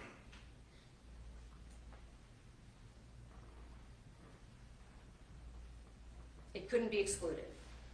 That's what Lauren Satcher said. The tubs and the shovel. We know the tubs were used. Her blood was in them. The shovel, I submit to you, look at the photograph. And obviously removal of body parts from the scene of the death. I submit to you, ladies and gentlemen, her body was clearly moved about. She died at some point, and her remains were dispersed. And the tampering, if you read the indictment, it's very clear, it's specific as to what the allegation is. It's the effort to clean up or get rid of biological evidence.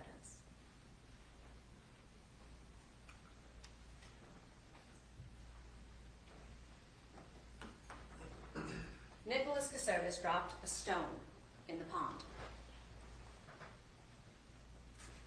And I submit to you, every person in this courtroom is a ripple.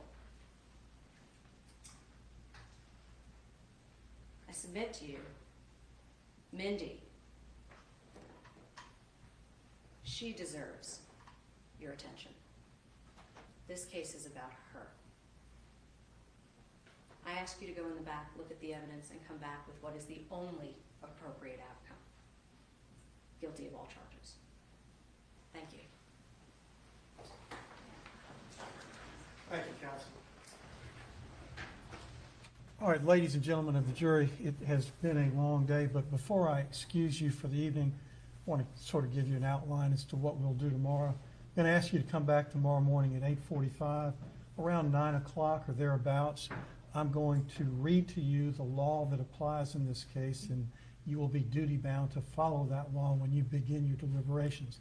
That should take about 30 minutes, so after I give you the charge of the court, then I'm going to let you begin the deliberations, so finally you will be able to discuss the case and the evidence in this case. So once again, I want to emphasize tonight, please don't pay attention to any news accounts that might be out there.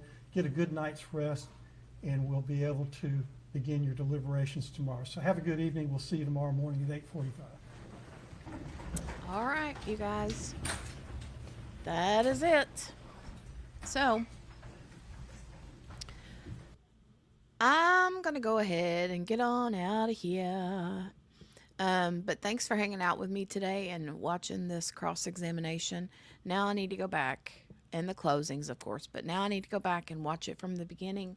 And, I mean, I haven't watched the trial yet, obviously, so, but from the looks of it and the sounds of it, I would assume that the jury will come back with a verdict pretty quick. But then again, what do I know? Maybe not. I don't know. But thank you guys for watching. And tomorrow I will not be on because I have work things I have to do tomorrow.